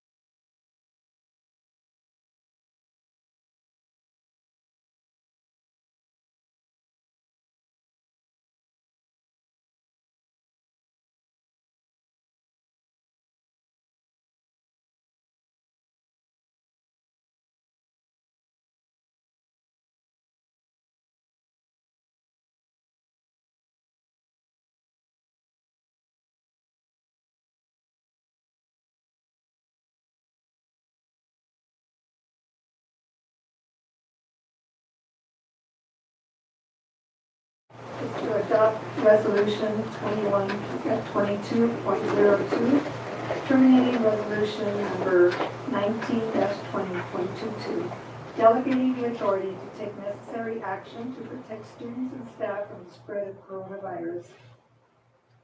Dr. Brady, do you have anything to say about this? But just that the executive order from the state has sunsetted, so we are sunsetting our resolution with this authorization. It doesn't mean we're not going to address the needs of the coronavirus. We'll just be bringing it to the board through our normal procedures, which we really have been. We haven't gone, outside of our normal bidding process and such, which this would have allowed us to do. But we don't need the emergency authorization, so we're asking to just sunset it to be clean. Do I have a motion? I motion to. I'll second. Any comments? Hearing none. We have a motion by Ms. Bettencourt Castellano and a second by Ms. Sarmiento. Please vote.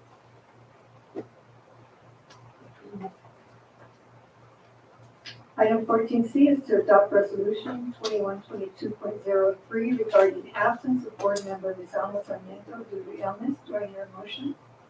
A motion to approve. Do I hear a second? I second the motion. I have a motion by Ms. Bettencourt Castellano and a second by Ms. Lizarraga. Please vote.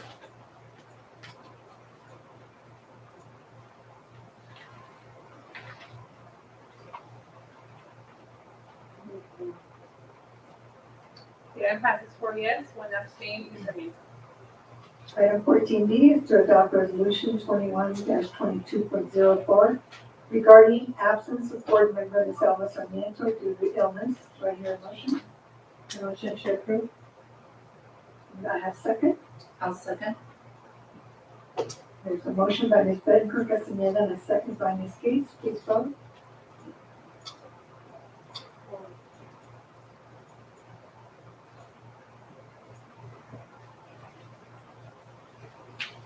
The item passes 4 yes, 1 abstain, Ms. Sarmiento. Item 14E is to approve contract CT 3868 with California School Boards Association to include services for online board policies and online agenda for the 2021-2022 school year. Do I have a motion?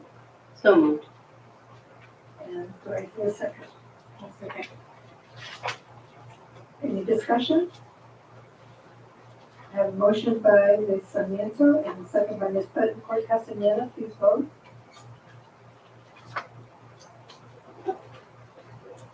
Item passes unanimously. Item 14F is to approve memberships for the California School Boards Association and the Education Legal Alliance for the 2021-2022 school year. Do I have a motion? A motion to approve. And do I have a second? Second with discussion. Ms. Sarmiento? I don't know if anyone can answer this question, but in looking at the invoice here, it's talking $14,981, and I'm wondering why so much and how is the legal alliance separate from CSBA? That's a total, right? The 14,000 is the total of the CSBA Oh, for the membership CSBA membership and the legal. legal alliance, Yes. and that's only 3,000. Okay, so we can't really vote on separating the anyways, right? So it's one invoice for it's just being, itemized. Yeah. Okay. Any other discussion? I have a motion by Ms. Bettencourt Castellano and a second by Ms. Sarmiento. Please vote. Item passes unanimously. Item 15A is a second reading of board policy 0415, which is equity. And at our last board meeting, we were asked to revisit this policy by Ms. Gates and to recommend, to get a little more time to review it and think about it and to recommend potential updates. Ms. Gates? I just, again, I'm thankful that we are intentional about it. And taking a look at this and some other similar policies, it feels like they are reflective of one another. One thing that I had noticed for item 3, and I don't know that we need to specify this or not, but we have a history in National School District of having a Thriving Gate program. Item 3 specifically looks at enabling and encouraging students to enroll in, participate in, and complete curricular and extracurricular courses, advanced college preparation programs, and other student activities. Well, we aren't at the AP level. We aren't giving advanced placement courses, but offering GATE to our students who fit the GATE profile does open up easier access to them for advanced placement classes in mid and high school. And so that was, honestly, that was kind of one of those things that hit me. And one of the things I appreciate about the GATE program is that it assesses students based on the way they learn. It's not based on grades. It's based on the way that they learn, and meeting the needs of them within their own special education program. As students who learn differently, who might learn more visually, or might thrive with more avenues to interact with learning. And so my one thought there, and also carrying through to what our GATE program will look like in the future and continue to grow, is that advanced college prep doesn't hit us, but GATE does. So advanced college preparation programs, that's not really necessary in our policy, but opening up to GATE and some of those, whether it's STEM at a site, whether it's coding, whether it's some of those other types of programs that open doors to our students. I don't know if it needs to be in the policy necessarily, but programs that open up opportunities. Again, like I said, advanced college, we're not going to have that. So that doesn't make sense to me in our policy. But programs that lead towards students being able to do that, I hope we're chasing those down. Dr. Brady? Thank you.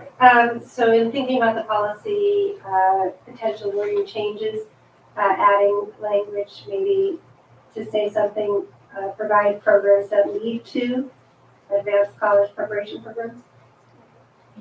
That's something I think that would be more appropriate. Like I said, it's just, they open up those chances for our kids. When high school, they turn around and go, oh, the student has already had and succeeded in these opportunities, and our parents and students then don't have to turn around and fight for the right to be in those classes in the same way if they've already been acknowledged as killing it in those types of classes when they were younger. So I'd like that. Mrs. Senator? Thank you. I was in the part of in reading about this policy because it's quite necessary. So part of that, it says we need to be considering involuntary biasing, and it's stated right here because I'm watching it right now too. But we haven't approached the diversity not only culturally but approaching disabilities not only as a physical necessity or a physical impairment.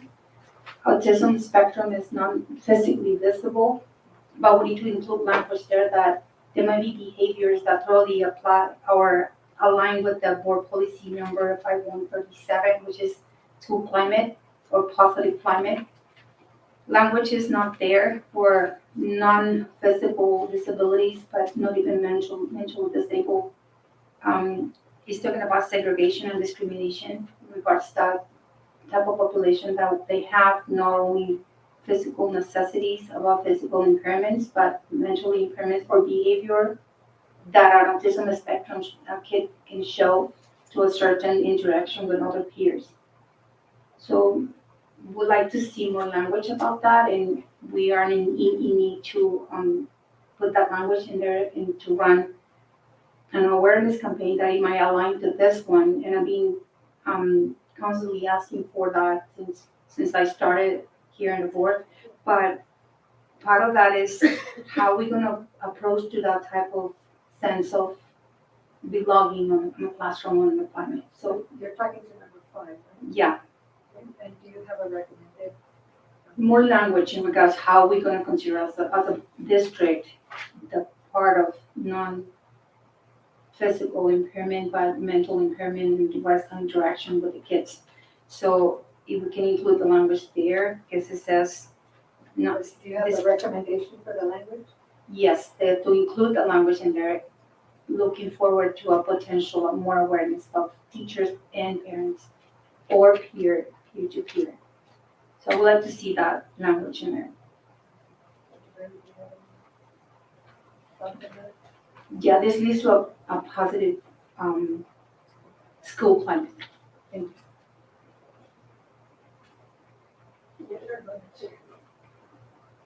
So we can put language in there around, and do I say it now?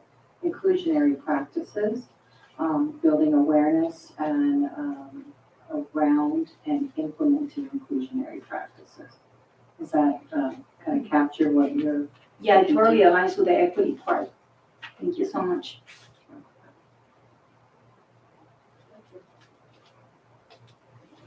Ms. Gates.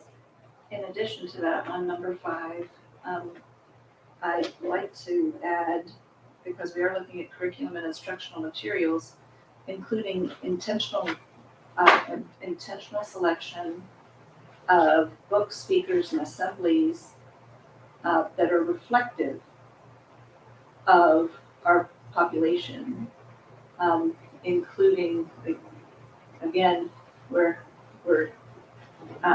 having across the country different units of study being addressed because we're utilizing books that are older and at the time they were written, they seem to be good, solid books. Today, we're looking at them going, you know what, the way they're representing different people groups actually is not healthy. And so part of what we need to be doing, I know it means that we've got to step up our game, but we need to be making sure that what we're using in our classrooms represents in healthy ways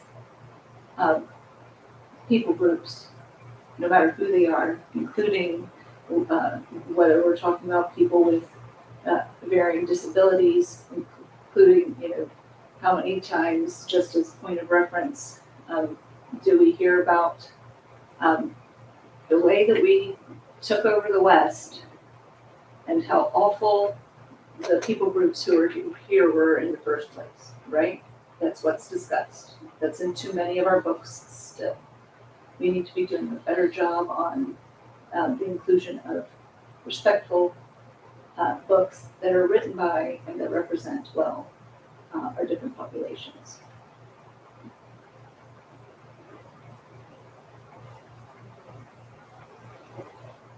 So did you have recommended?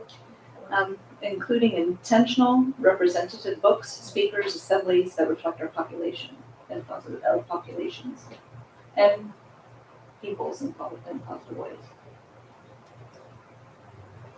In curriculum and library? Yes, I mean, if we have it in curriculum, but I'm turning around and handing a book to a child to read that denigrates a group of people, what good is the fact that I taught it in curriculum? If the book I'm actually handing them is teaching them, is using negative connotations for people, So yes, also in our libraries. Any other recommendations? Okay.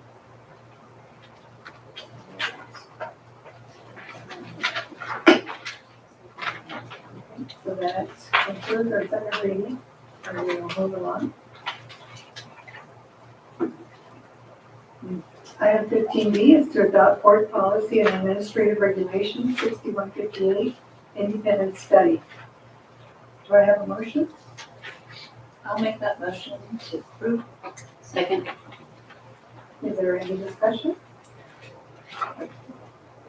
Dr. Crown? Yes, I just wanted to let the board know that, as you heard earlier, we were one of the first school districts to open up and implement the legislation around AB 130. We did start with our attorneys because it had not come out yet with CSBA when we presented the first reading. That was our attorney, our own counsel that had helped develop the policy. Right afterwards, CSBA provided their recommended policy, and so I did have the opportunity to go through both policies and infuse the language that was in CSBA that fortified what your first reading was, and that would be what's in the blue. There were pieces that were included in CSBA that I thought were important in the policies that we didn't have in the first reading. And then, let me make sure it's the right color. And the yellow are, that are highlighted, what was brought by our legal counsel that was built off our previous policy. So I just want to bring close attention to that. Thank you, Ms. Gates. Two quick things on page, for us it's page 67. So the second page of the independent study number 6. The word would bothers me. And I realize that this is a recommendation of legal counsel, but the inference seems to be that by being at school, their child would be at risk. And I'm not sure, it reads, individualized study for a student whose health would be put at risk by in-person instruction as determined by the parent or guardian of the pupil. That almost seems like we're saying it's just gonna happen, which is not actually, I feel like that language should be addressed differently, because it seems like it's a predetermined fact, and that's not true. So if we could just ask that question on number 6, please. So, would you make with the student at risk? Well, that's like the would be is almost implying that it's gonna happen. Right. And so I'm questioning, I'm not sure I feel good about having it down in writing that we're saying, well, it's gonna happen. That's not true. So how about individualized study for a student whose health may put him or her at risk? I think that's the language of the exact language of the law. Okay. Yeah. Okay, so I'm still not gonna like it. We'll double check with legal counsel if we can use may instead of would there, but we believe it's in the exact language of the law. Could potentially, something seems like otherwise it just says, And yeah.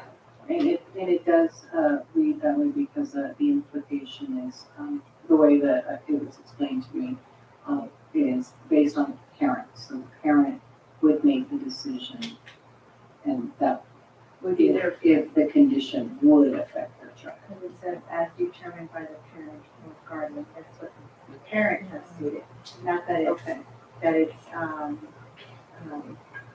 determined by a health official or something. Okay, And I think too, the law states you can't just keep your kid out on independent study. okay. So you have to be relatively certain that your child's gonna be in a big danger by going to school, and COVID is one of those exemptions, and that's how that's allowed. All right, that makes more sense. The other thing I was wondering is the following page. We have 2 paragraphs struck out, and I'm just wondering, is this, because we do provide resources to the students and materials, and then also the clarification that resources would be provided by the school, not purchased by the parents and reimbursed. Is there a reason that those two paragraphs are removed? Is that covered somewhere else? Yes, it was a repeat, and then CSBA language, kind of encapsulated it a bit more succinctly. Thank you. I just hadn't tracked, that just popped out and I hadn't tracked where it was recovered. Thank you. Okay. Any other questions? Okay.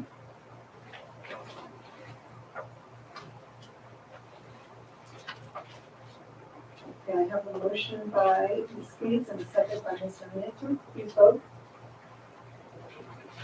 Item passes unanimously.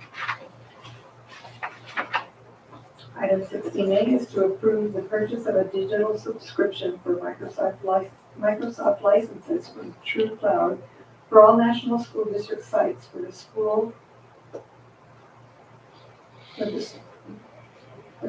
for the 2021-2022 school year.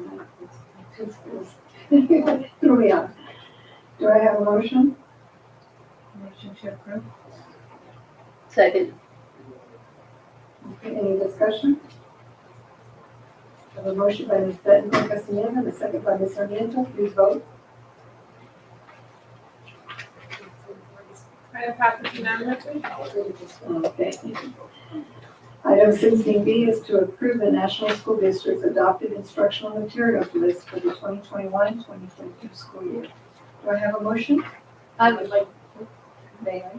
I would really like to make that motion or second it. I'll second it. Okay, Feels good. I have a motion to the I pressed it before she. Okay. I'll second.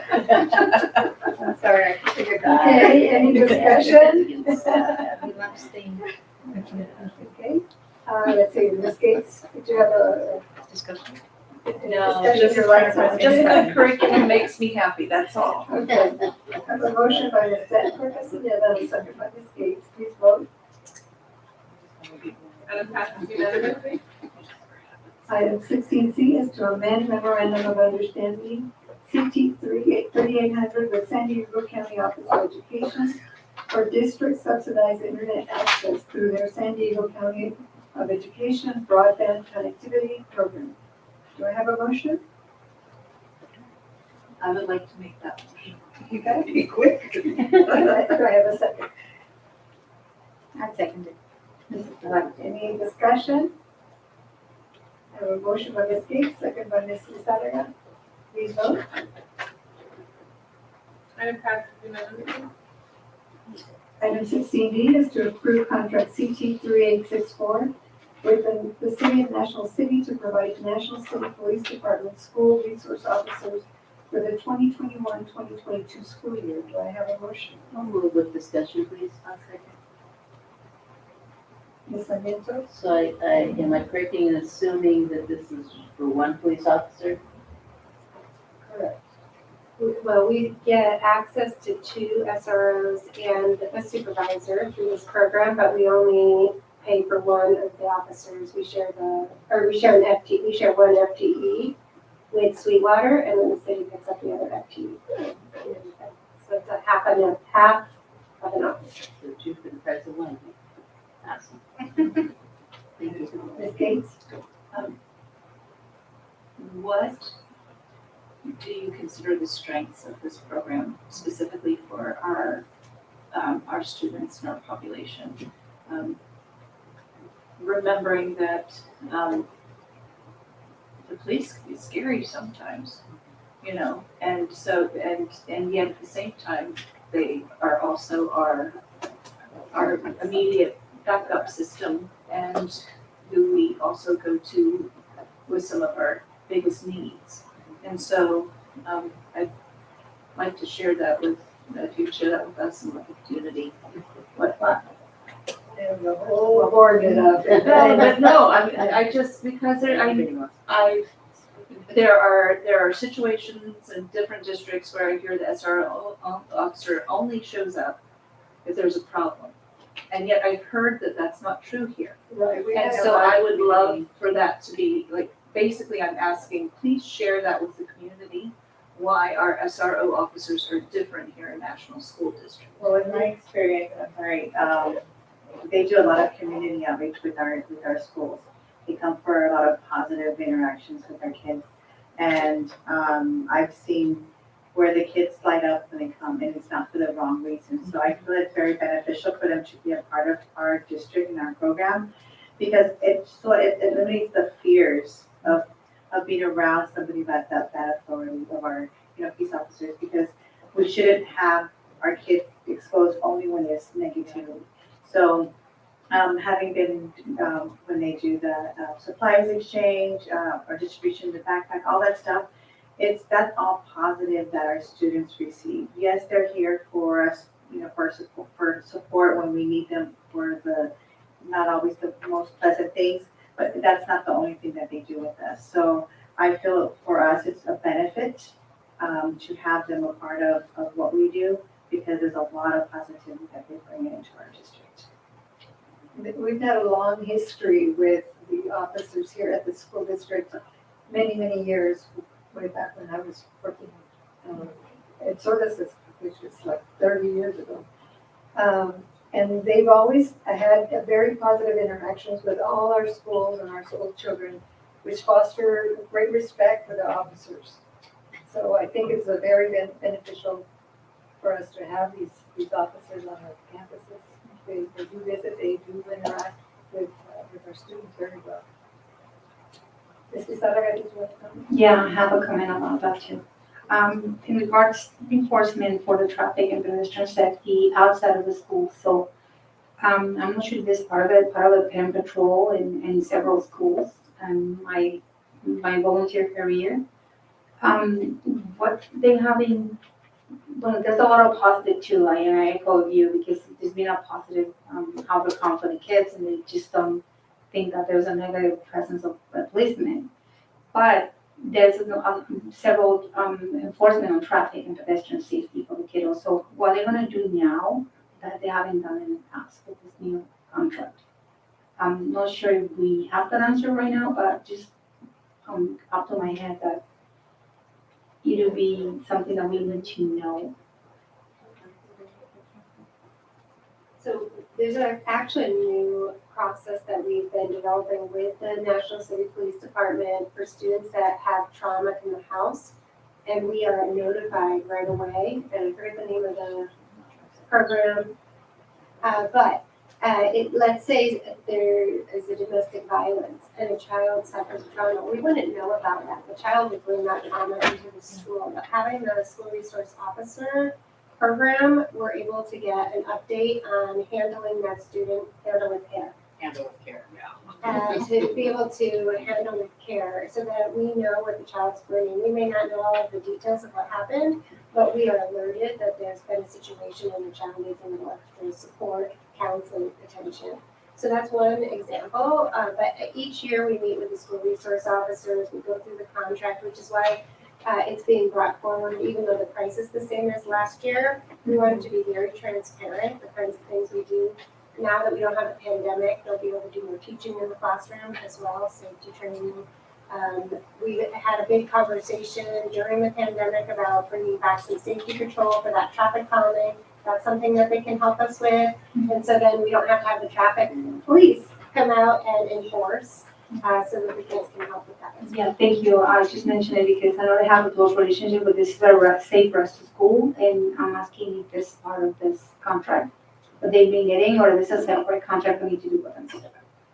I know that with my experience at one of the school sites that had a continuous problem with the pedestrian crossing and so on, they would make their rounds because it is separate to our SROs. It's actually traffic because I have been almost run over several times at the crosswalk where the lights are blinking.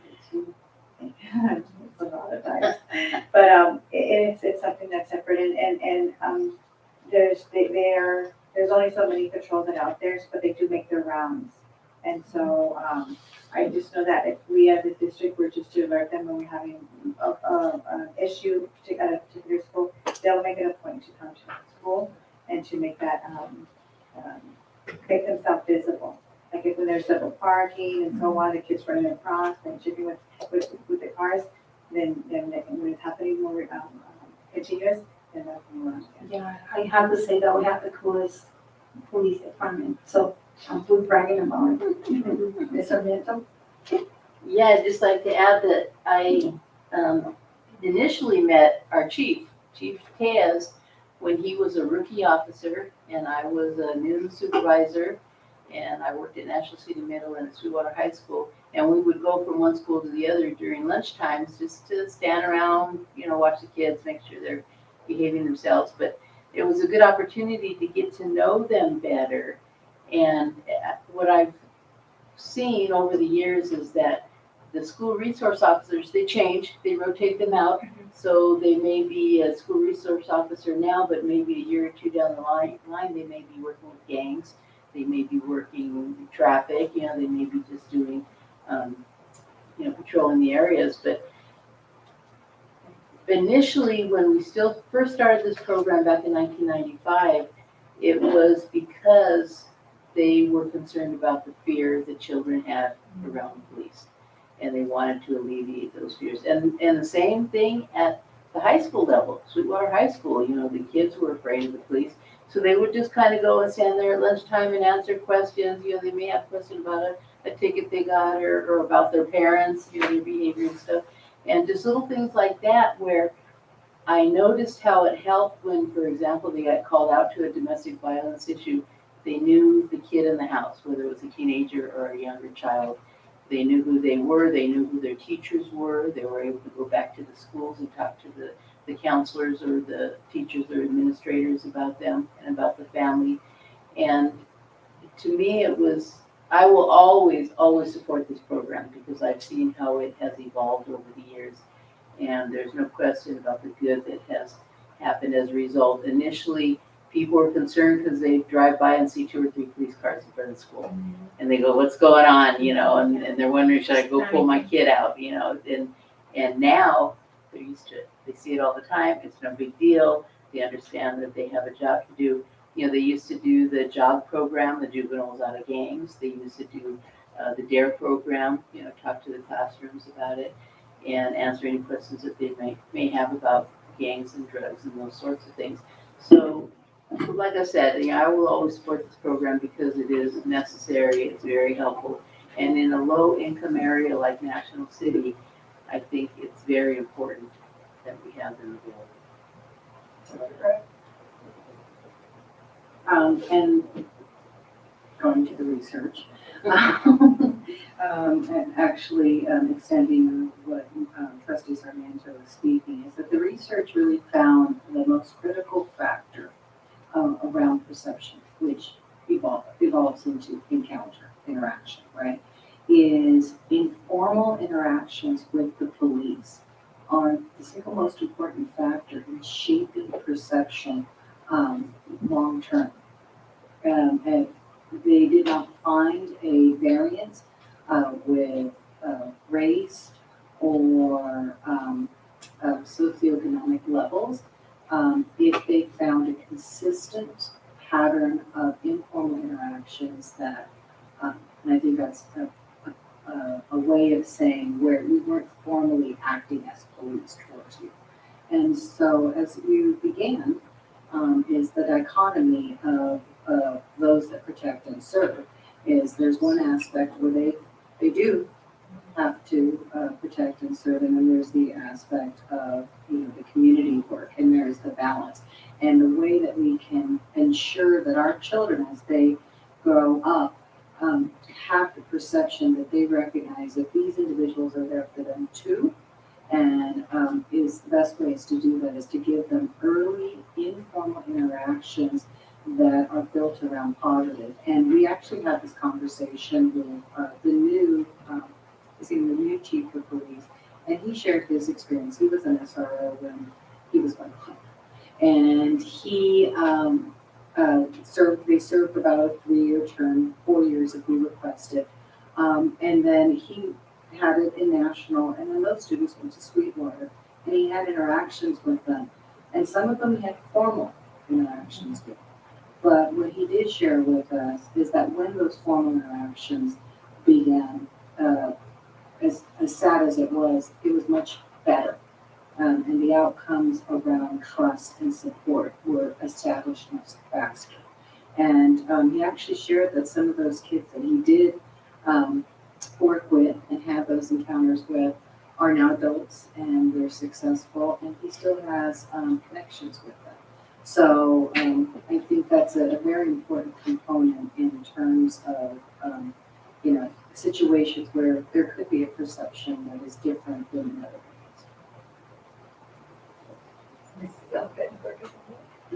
Additional to that, they also help, not only they're familiar with their school sites, but they help in training like active shooters and so on, which is very beneficial. And they open that up to us as well as board members.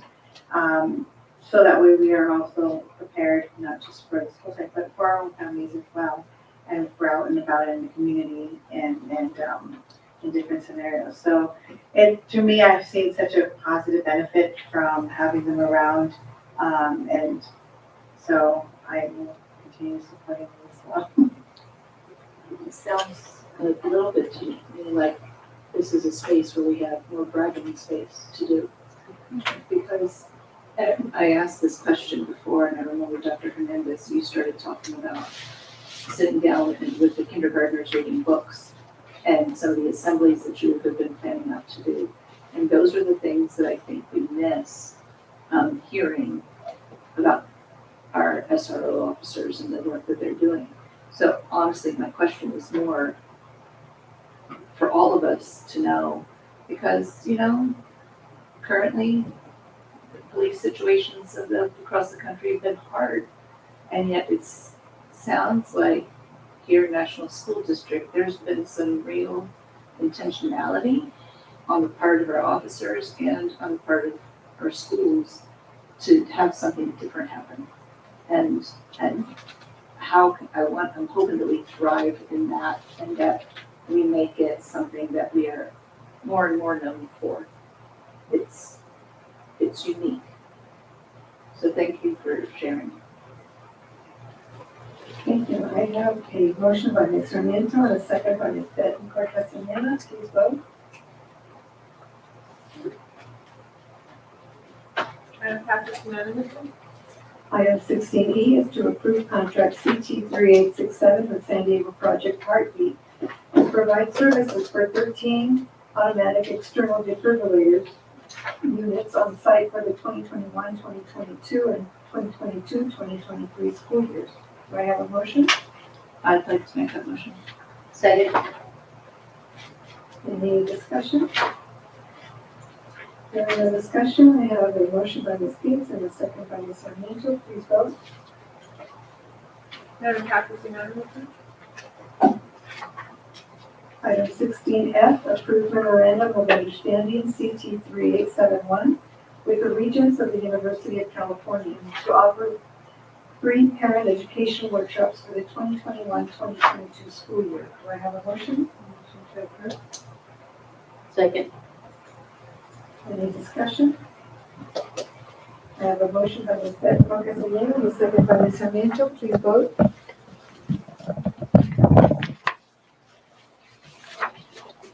Madam Passes unanimously. Item 17A is to authorize the Assistant Superintendent of Human Resources to hire temporary employees. Do I have a motion? Motion to approve. Second. Any discussion? Hearing no discussion, I have a motion by Ms. Betancourt Castaneda and a second by Ms. Sarmiento. Please vote.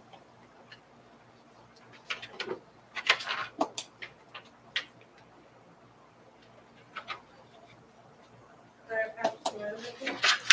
Item 17B is to approve the declaration of need for fully qualified educators for the 2021-2022 school year. Do I have a motion? I move to approve. And do I have a second? I second the motion. Ms. Zaragoza? Any discussion? I have a motion by Ms. Gates and a second by Ms. Lizarraga. Please vote.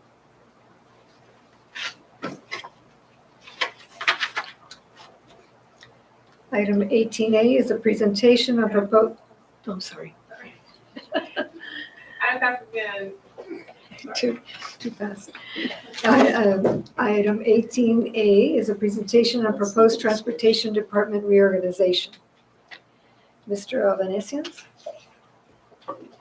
Thank you, Board. So tonight we'd like to propose some changes to the Transportation Department. The purpose of this presentation is to inform the Board of what we've observed in the Transportation Department. Board Policy 3540, strictly related to transportation, is to provide for the safe and efficient transportation of students to and from school as necessary to ensure student access to the educational program, both promote regular attendance and reduce tardiness in determining the extent to which the district will provide transportation services. The board shall weigh student and community needs against the cost of providing such services. So our goal today is to show you what we feel will talk about the needs versus the costs of providing such services. And I want to introduce the best transportation director in San Diego County, Candy Byerly. She'll go through what she's observed in our transportation department and the solutions we have to those observations. Thank you. Good evening, Madam President and Board, and thank you for having me here tonight. I would like to start with recruitment.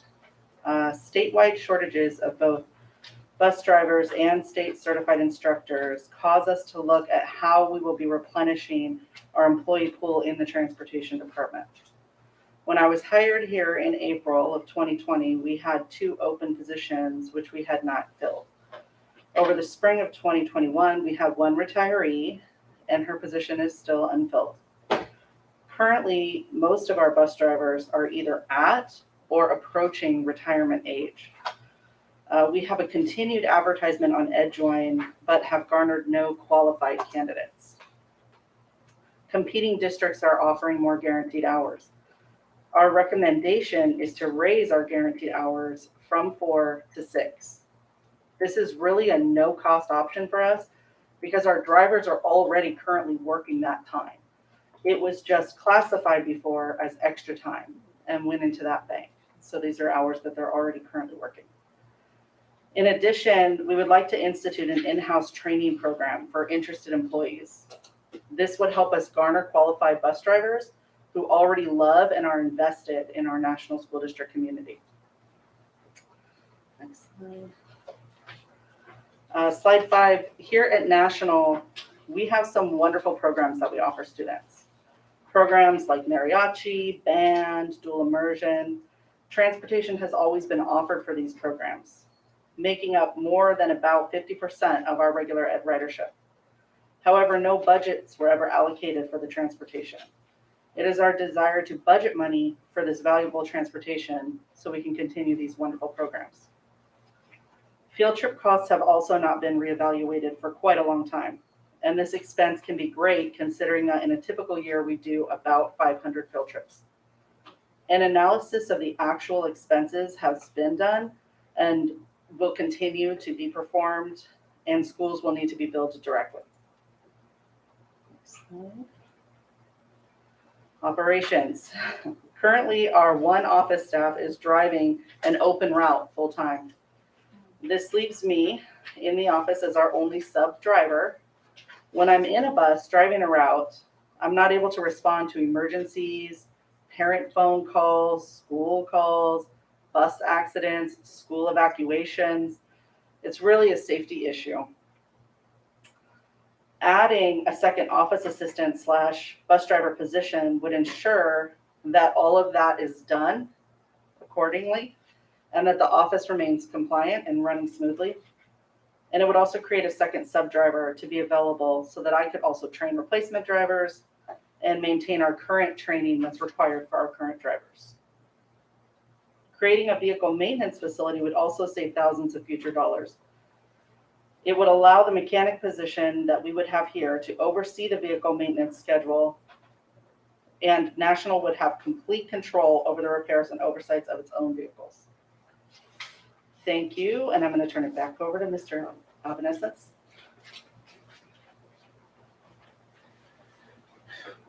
So this is an estimate of what the costs would be associated with what we're proposing.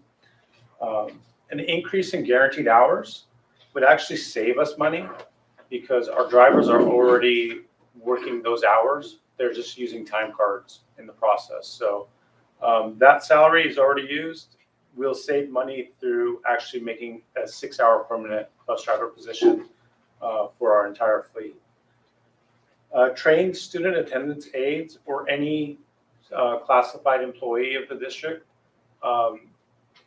can use a certified trainer. They're rare. We're fortunate we have Candy working for us, and she would be the person who would provide the training for our staff.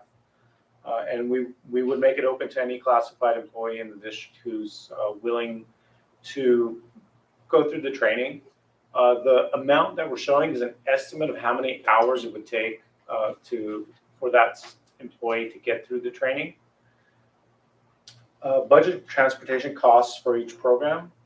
So what the practice has been is the budget for a program in terms of transportation has just been the employee salary.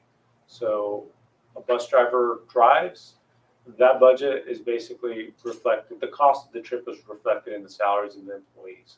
There's no separate line items, so we haven't really tracked field trip costs. We can't track it back to a school site. We can't directly correlate the cost to a school site to what the transportation department cost has been. So what we're proposing is billing back the school site if they want a trip. So before a trip is agreed to, we let the school site know what is the cost of that field trip and what will be the charge to the school site for that field trip. So right now we kind of get an overinflated cost of transportation just because the field trip costs are directly charged to transportation. This way we could distribute the cost of transportation to each site that requests it. Analyze the cost of field trips and adjust the rate. So we have, as Candy said, we haven't really adjusted the rate of field trips for 10 years. And even if we did adjust the rate last year, we've experienced such an increase in cost of fuel this year that we would adjust it again this year. So keeping track of the cost of field trips and applying it correctly would allow us to keep track of the cost of transportation for the school district. Fully staffed 8 budgeted bus driver positions. We already have those positions in our budget. As far as 8 bus drivers, we have those in the budget at the 4-hour position. If we were to increase those hours, that is what the cost would be at the top, the minus $6,000. Creating a vehicle maintenance facility. So right now, all of our buses are serviced by outside vendors. So brakes need to be changed, oil change, anything that needs to be done to a school bus, we have to take to a vendor. Best practice is to do that internally through your own staff. To create a bus barn would cost roughly $80,000. So that would be something that we erect in our field down here. We would create a space to put a barn plus a lift, and then the person who would actually work on our buses would be our own mechanic that we would reclassify to be a diesel bus mechanic. We have a mechanic right now that works on our gas engines, but does not work on our diesel engines. And finally, reclassify a bus driver position to an office assistant bus driver. So what this would allow us to do is to keep track of bus passes more closely, keep track of creating the passes more closely, allow for better routing, allow for Candy to do her directorial job rather than office position job. Right now, Candy does do a lot of the office work and a lot of the driving, and she is a director, and we prefer that she concentrate on being a director rather than doing the work that an office assistant or a mechanic would do. So we're projecting a total savings that would be an ongoing savings of around $261,000 a year if we were to fully implement these proposals. Ms. Onion, did you have a question? Yes, I have a few questions in regards to your presentation. Very nicely done, by the way. Thank you, very thorough. You talked about increasing the bus driver out from 6 hours or to 6 hours from 4 hours. How are you gonna go about doing that, and what are they gonna be doing during those extra 2 hours a day? You want me to take that? Yep. Oh. Thank you for your question. I just wanted to say that they're already working those hours. 6 hours is actually a pretty typical day for a bus driver. It'll go anywhere from 5 hours and 15 minutes on the lower end to 5 hours and 45 minutes. One of the things that school districts have experienced across the board that I know we're experiencing here is an increase in those programs that we have that are out of district. I know Ms. Gates said she saw one of our buses on the road quite outside our district and was surprised to see it. That is because we have students who are accessing education programs at what we call non-public in our industry, but they're special programs at other sites that adhere to their disability more closely and take care of their needs. And so we're doing a lot of that now. We have preschool programs that we didn't have when I was in school that are midday programs. So they have kids either arriving midday and going to the afternoon or being dismissed midday and needing a ride home. So there's a great increase in the bus driver's day that wasn't around even when I started as a bus driver. So 6 hours is pretty conservative. I think I have one driver right now who has some of those non-public kids who's averaging like 6.5 to 6:45 a day. So what is it, overtime? Well, essentially it's classified right now as extra time because it's not over 8 hours. So it's not technically overtime. But it is the assigned time that we give them. So it is more prudent for us to establish a baseline that's closer to what they would normally work, like a 6 hour day. If I happen to have a driver who works 5 hours and 15 minutes, that driver usually washes buses, fuels buses, takes on extra work when someone calls in sick that has one of those middays. So you end up filling that time really quickly. Okay, now also you had mentioned hiring classified or changing their job description. What is it what skills do they need to have in order to qualify as a bus driver that you would move them over to that? Because I'm hearing that you don't have qualified bus drivers available to choose from. So what's the difference there? There's a real big difference as far as qualifications for a bus driver. There's certain certificates that you have to have in order to drive a bus. There's medical examination certificates and special certificates that the CHP issues, as well as endorsements on your license and a special license. It's actually quite rigorous.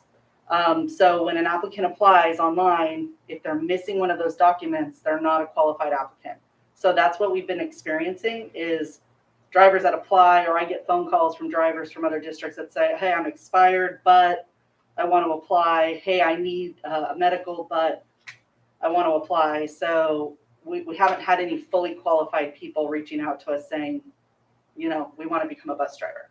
So if that's the case, then you're talking about offering in-house training, and would you be able to give them the training in order to allow them to get those specific certifications? Yeah, and that is kind of a separate issue. The not having qualified candidates is usually they come from the outside. Right. This would be something that we would do that honestly most districts already do, where they have an inside person who's maybe a delivery truck driver who delivers for 3 hours a day, or for me, I have a couple student attendants who want to become bus drivers, and they have the willingness to take on the training. I just need to be approved to give them that training and allow them to get trained. It doesn't guarantee them a job. They still should go through the application process like anybody else, because we will need to fingerprint them and background check them. But it would allow us to create a pool to draw from. And how would you get that certification to provide the training? I'm already certified. You're already Fully certified, yes, ma'am. Okay, so you can train someone tomorrow. I sure can. I do. I actually keep our current drivers, because they're required to have a certain number of hours per year to continue to be valid, I provide all of those hours to our current drivers right now. Okay, also training student attendance aides. Don't we already have attendance aides? No? Yes, we have student attendance. What we're referring to is allowing them to go through a training program to become a qualified school bus driver. So we can kind of create our own employee So they pool would go from an attendance aide to a bus driver? if they were hired in that position. Yes, ma'am. Okay. Yeah, that's all I have right now. Is that Rebecca Zanetta? Okay, to go back to the question about your reclassified bus driver position to an office assistant bus driver. Well, we're already short on bus drivers. Would we do that later on down the line, or we're talking about? It's not a reclass. That was a little bit of a misstep. What it is it would be, instead of hiring the full 3 drivers that we currently have openings for, perhaps one of those positions we hire a second office assistant instead, and we spread the work across those positions. It wouldn't be a reclass. It would just be an additional employee and maybe not hiring one of the open positions. Of the 3 that we have. Exactly. And then as far as field trips, this is very a touchy subject with especially 6th grade. I'm sure. And I want to get clarification. When we have 6th grade, especially because they're on their way out and they would like to do those extra activities. But my experience with that has been, we have to hire somebody, a different district outside of ours. And oftentimes it's a North County district. So we're paying for the mileage and for them down in Savannah. Actually, I don't think you have been. We have. Oh, have you? before, Okay, good. yes. And so Poway was one of them, Yeah. just because I was on their bus. I Oh, know for certain, it was one of the North County schools. Is something that we're trying to work out where we're not having to pay the higher fees and trying to keep it in-house? Because as it is, we're trying to push this cost to the schools, and they don't have the funds. We're not able to, to ask the students for a monetary, compensation for them to participate. And then that would, as a result, cut down on their opportunities. Some of it is an educational field trip. Some of it is a fun field trip, but also it's part of the education, their educational experience. So pushing that down, it's not gonna allow them to have those benefits that we've had in the past. So how are we gonna be able to balance those so that way we don't interrupt their ability to be able to participate? We have many opportunities, but we have to front the money for their transportation, but everything else is paid for. Yes, okay, well, that's great. There's a couple parts to that. For one, the goal here is to have a staff large enough that we do not have to contract out, not only for field trips, but for any services, which could be a reality for us because we are very short staffed. So there may even be a contract for just regular special ed trips that might have to happen for students. The goal is not to have contracts, obviously, because they are so much more expensive. We would love to keep transportation in-house. I think in the past, that's been the problem, is the staffing, is that there wasn't staffing here and is why they were contracting out. So that's part one. Part two is there are cost increases, but they're not exponential. It's not as what you would think, like a field trip is going to go from $350 for a bus to $700 for a bus. It's a smaller gap, it's a smaller jump. And it really depends on fuel and things like that. And so when you're factoring in mileage, it's small increases. So it isn't going to be anything like that. I don't want you guys to think that all of a sudden schools can't afford to go anywhere because the cost jumps really high. It won't be affected that much. But it does need to be reevaluated to reflect those costs. I know that there's also grants and there's certain field trips. If you contact somebody at that venue and let them know that transportation needs to be factored in, they will sometimes offset that cost, giving you $120 or $200 towards your transportation. So that cost can be offset. In some cases. Yeah. And then the other thing, obviously, it says about a maintenance mechanic. We're talking about reclassifying a maintenance position here. Does that factor into the benefits that we have to pay for in terms of the cost? Yes, we worked with payroll and Arena and also David. We teamed, and we factored in all of the costs for what the mechanic would cost, the cost for the construction. the truth is, regardless of maybe a little bit of wiggle room on that cost for us, this is going to be an exponential savings. If you guys can think of it in terms of taking your car in for servicing, you know, it's a huge difference between taking your car to the dealership where they're going to charge you $200 an hour in labor and taking it to your cousin who's going to charge you $20 because he's a mechanic, right? So we're taking our buses to this place, and the charge and the hourly and the overhead is astronomical. Bringing it in-house is going to recoup us an ongoing savings that's going to last a lifetime. And we have the oversight of having our own in-house people where we can communicate and get those attentions to detail that you just don't get with a contractor. Sometimes he comes in and he'll say, this is what's wrong, and I'm frantically writing the list. And then I say, can you let me know what this is going to cost? And I don't get it back for a week.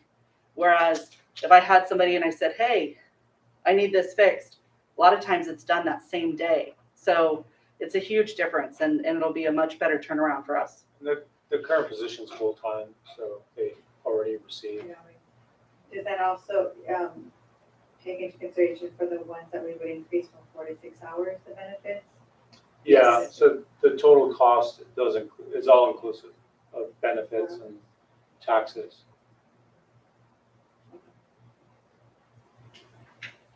That's it. Yeah, thank you. My turn. I just want to shout out to the bus driver. We have an outstanding team, and I'm happy that you're all on the board shifting. Thank you for bringing your talents to us too. And I was for sure that it will come out someday. I have several observations in regards. Do we have interested aides that are vying for position? Second of all, in regards to maintenance mechanic position, did they require another training for that added, because it's minus $36,000, but we haven't considered he needs more training on that, because being a gas professional versus a diesel professional, I'm not sure he needs more training on that. And also the vehicle maintenance facility, we have staff requirements for that. And also, but last but not least, field trips are an issue in regards costs for the parents, and also that we have in the past, for example, not only to another place in the community, but to an opera concert that the teacher has no capability and it asks money for the parents. So it will be affordable from now on, in regards, because you're going to be fully staffed. And last but not least, I want to thank you, because you're even though you're on the bus driving right now, you always take calls no matter, and resolve issues right away. Thank you so much for that. So if you can answer Okay, this question. first I want to tell you, Not Rosina. while she's driving. Not while I'm driving, never. Thank you, Eric. Thank you, Eric. Not ever while I'm driving. But Rosina has a lot of faith in my memory. So she just said 4 things, and I got the last one, Let me field see how we trips. start again. Let's tell me the first one again, I'm Rosina. a girl observer. Tell me the interested aides. Do you Yes, have some? yes, I do. I have some aides that had started training with the previous director. He was just doing it for them, you know, because they were interested, and he was kind of trying to pilot this program himself. And before he was, you know, took his dream job and somewhere else, but that was something that he was working towards. So they have actually already started, and they're kind of in queue right now. And so I would really love the green light to finish them up, so that we do have this couple of people that could possibly apply for those positions. And then as far as the maintenance program, there's always ongoing training. It's sort of like the rest of us. We get trained on Word, and then we need to be trained on Google, right? Like there's going to be ongoing trainings for him to do. But as far as our current mechanic, he used to be a heavy diesel mechanic and work for MTS, and he's very experienced. I do lean on him a little bit for some things here and there when I know it's something that he can come and look at and kind of give me his 2 cents about. But yes, there will always be ongoing trainings for that. As far as the facility goes, like I said, there's going to be some cushion, you know, like anything else. It's going to cost this much, and then we find out would cost that much more, and it's a little bit more, but it definitely will never reach what we could be saving. Okay, and the affordability for field Yes, trips. yes, ma'am. Affordable field trips, yes. So again, like I said, there's grants. I always recommend that PTAs get involved because they collect a lot of money for certain things, and this is a good opportunity for them to collect. At the district I came from, 6th graders or 8th graders who were graduating out also had some really big field trips, and they started doing some fundraising stuff in their lower grades that followed them up through the ranks. So there's that opportunity. And then of course, when you're spreading out the cost of a $400 field trip between 60 kids, and then possible grants and things like that, it's usually maybe families see $1 increase maybe on a trip. So it usually isn't exponential. It's usually not something where a family's going to go, you can't go because I don't have that $3 extra. So it really just covers costs. Sites do have their site budgets, they have their LCAP dollars, they have their unrestricted dollars. I think Sharmila's volunteering to pay for all of them, so I think this is a new issue. I actually wanted to put some clarity around the thank cost. I've been hearing a lot about the cost. So the cost of trips, and part of the reason we're bringing this, were not allocated or fleshed out prior. And so we started moving in that direction. And so any district trip, we allocated additional funds into the LCAP, and I think we have that discussion. In addition, sites are getting allocated budgets, and part of that is incorporated in field trips and the discussions that they have with their school site councils with SPSA.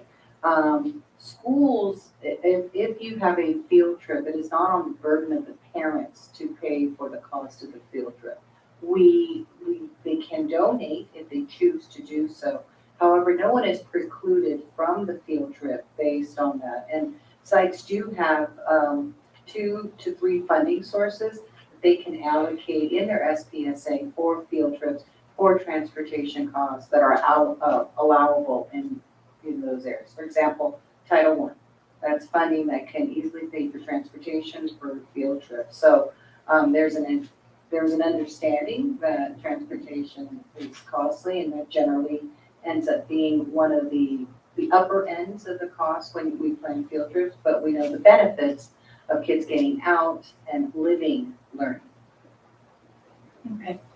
I just with my experience with being on the school site and working a lot with the teachers, that has been always the challenge is the transportation. And it being on the board, it still has been a challenge. So we need to work closely with our schools to ensure that that money is used and that is allocated for transportation, because it's not just one class, it's the entire school. And they have multiple grade levels doing different activities, and so it does become very costly. So it's just really working with the school sites to ensure that all the grade levels benefit from it. So I think that is, I mean, of course we had COVID, so we didn't have any field trips, but that is something that came to light. And in terms of the sites, they would pay the cost of the field trip, and then with those additional hours that Ms. Riley was speaking of, there would be transportation. Sometimes there would be transportation fees, sometimes it wouldn't, and there wasn't a system in place. And now we've built that in, so we do anticipate that will rectify many of those issues. We're actually lined out in it, so I think it should be very helpful. But I do look closely at the SPSAs, and so I'll make sure that that's highlighted with the principals. Thank you, Dr. Riley, for the thoroughly answer to my concerns. And as a PTA former president, I tell you that we have certain guidelines on about donations, because we need to do it for the whole school, not only for one classroom. So as always, as every year, when it comes, we wanted to donate it when we're on the committee, but not all necessarily we can do that only for a specific classroom. So we can work on that too. And well, thank you so much for the presentation. It was thoroughly done. Thank you. Dr. Hernandez. Yeah. So I just wanted to add that we already have a transportation assistant school bus driver position. We have one person in it already, and then we would be adding another person. So it's not necessarily reclassifying another position. It's just the position that we would add on. That's the position we would be replacing. So instead of the one transportation assistant school bus driver, we would now have two. So the office help would be able to drive the bus and provide office support at the same time. We're gonna have two of them? We do, yes, that's why I just wanted to make sure that we understood that we would have, we currently have one, and we would like to add another person. So we can continuously have somebody in the office if any of them need to go and to drive, correct, Candy? Yes, that's correct. She's currently filling one of our open positions right now, so she's driving full-time at this time. How would that benefit us if we're short bus drivers to have a half time? Why can't we hire one full-time bus driver, one full-time office assistant? And I think that the rationale with that is that if there is not a full-time that's needed for that day to drive a bus, they could go in and do office support. So we always have somebody in the office. And so that's the rationale, to continuously have somebody in the office so that we can answer calls, especially from our parents or schools or anything that's needed from them. We want the flexibility, just because the routes do change, just based on demand. How would that create problems with the employees as to, well, she always gets to drive, or she always gets to stay in the office, or she gets it more than I do? Wouldn't there be a problem there? Honestly, at right now, as it is, she drives every time somebody's out. She's the first person to drive, and I'm in the office. And when the next person's out, I'm driving. And in our department, there's usually quite a few people out. And the thought process with COVID is there's a possibility of having people out for COVID-related issues as well. So I think the goal is to have somebody that can sub, which is what Velia is essentially doing, is she's our first line of defense sub. And it would be creating a second one of those people. Because as it is now, our people, I'm usually having to talk to them about their vacation overages and things like that. And a lot of the reason they give me is, well, I don't feel comfortable taking off because I know there's no one here to drive. So it would be creating that. And there is some essential office duties that we are trying to get a better handle on. And I want to report that this year because we had the Head Start. All of our students that are currently riding the bus have a bus pass in their possession and did the first week, which is huge for us because it's always been at about 50%. We also have a transportation application on almost every student. And the only students we're missing are a handful of regular or special ed students who aren't really used to filling that out every year. So implementing those things and maintaining them creates more office work. Replacing those bus passes, I feel like I have a frog in my throat. Replacing those bus passes, correspondence with parents, things like that. It creates a lot of extra office work. And right now it's difficult for me to return all those calls and do all of that if I'm also driving. So it would just be evening the workload correctly, like it should be. If I could add, we had a conversation around this. This is, you can see from the chart, a higher level paying job. So there are a lot of people that are looking for the next steps as bus drivers. And since we are having trouble attracting bus drivers, this could bring a seasoned bus driver to us looking for their next step. So that was one of the other conversation pieces we had. It could offset the cost, the work in the office, but also bring another very experienced person onto the team when we can't attract just the entry-level bus drivers because they're not there. So just to clarify, our current position, it does state that you have to have 2 years as a national school district bus driver. So we would be taking on a bus driver and then that would replace. So if we up the hours, that would really help because it would attract the newer people coming in at a solid hours instead of going to other districts where they're guaranteed the 6 hours. And it would give one of our employees an opportunity to go into the higher level position.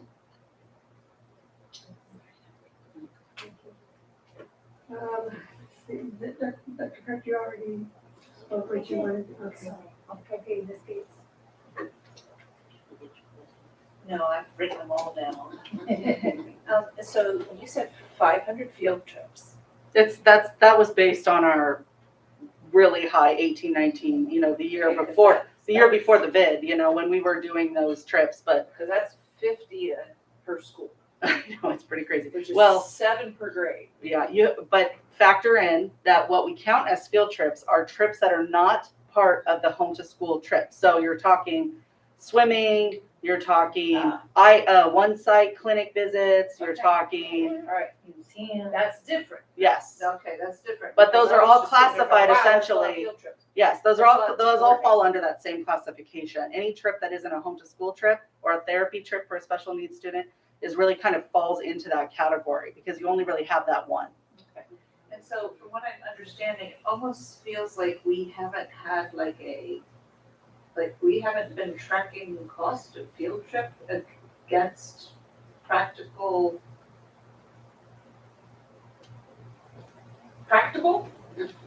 That's usually something that's done on the that's not typically done by the director of transportation. Usually the CBO position handles that. I mean, I used to get my directives from CBOs about, and I actually talked to one of my CBO contacts about the formula to evaluate transportation field trip costs, which I did when I was hired here. And I can tell you that just based back then, the increase was about $25 to $50 a trip.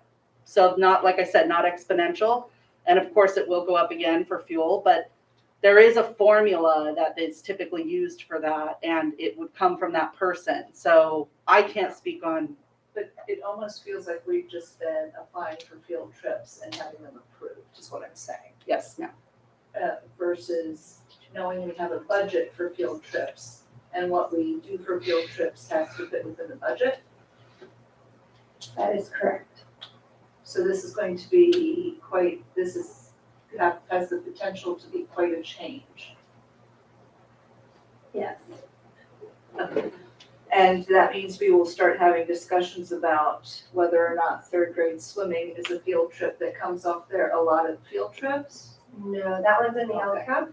All right, and what about sixth grade camp? Is that going, because? That's not in the LCAP currently. Currently, that's a school's fundraise.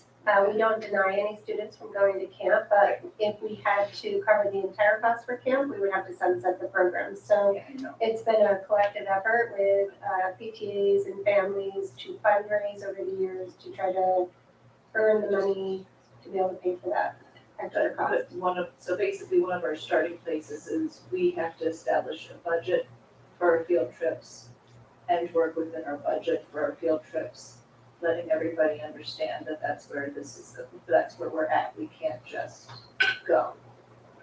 That's a good thing to know.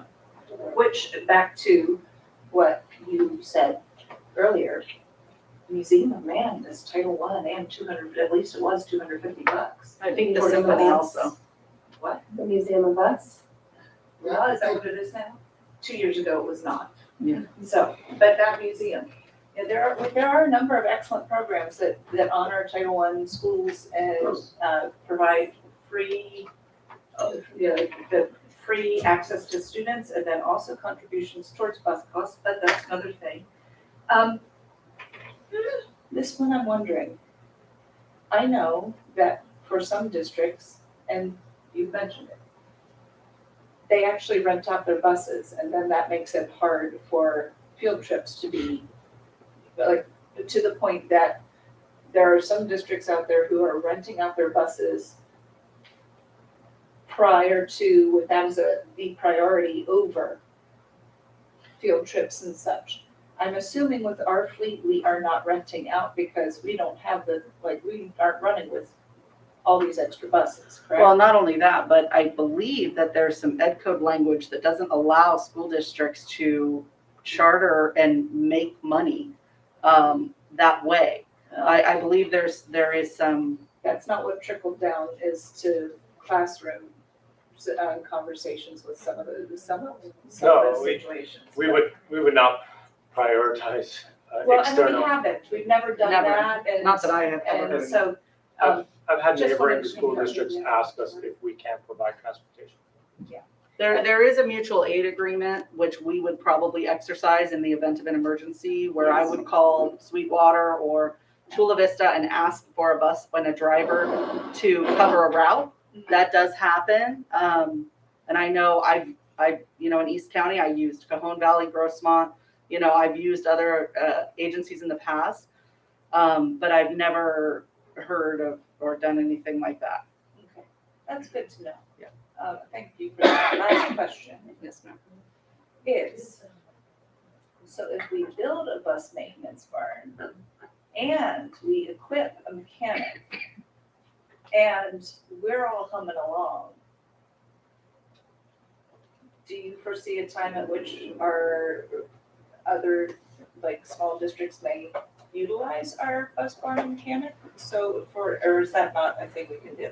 Well, it is, but to be perfectly honest, I think we might be the only district in South County without our own bus barn and mechanic. Oh, I'm really? pretty sure everybody else is already equipped, as I've already reached out to them to see if they can service our buses.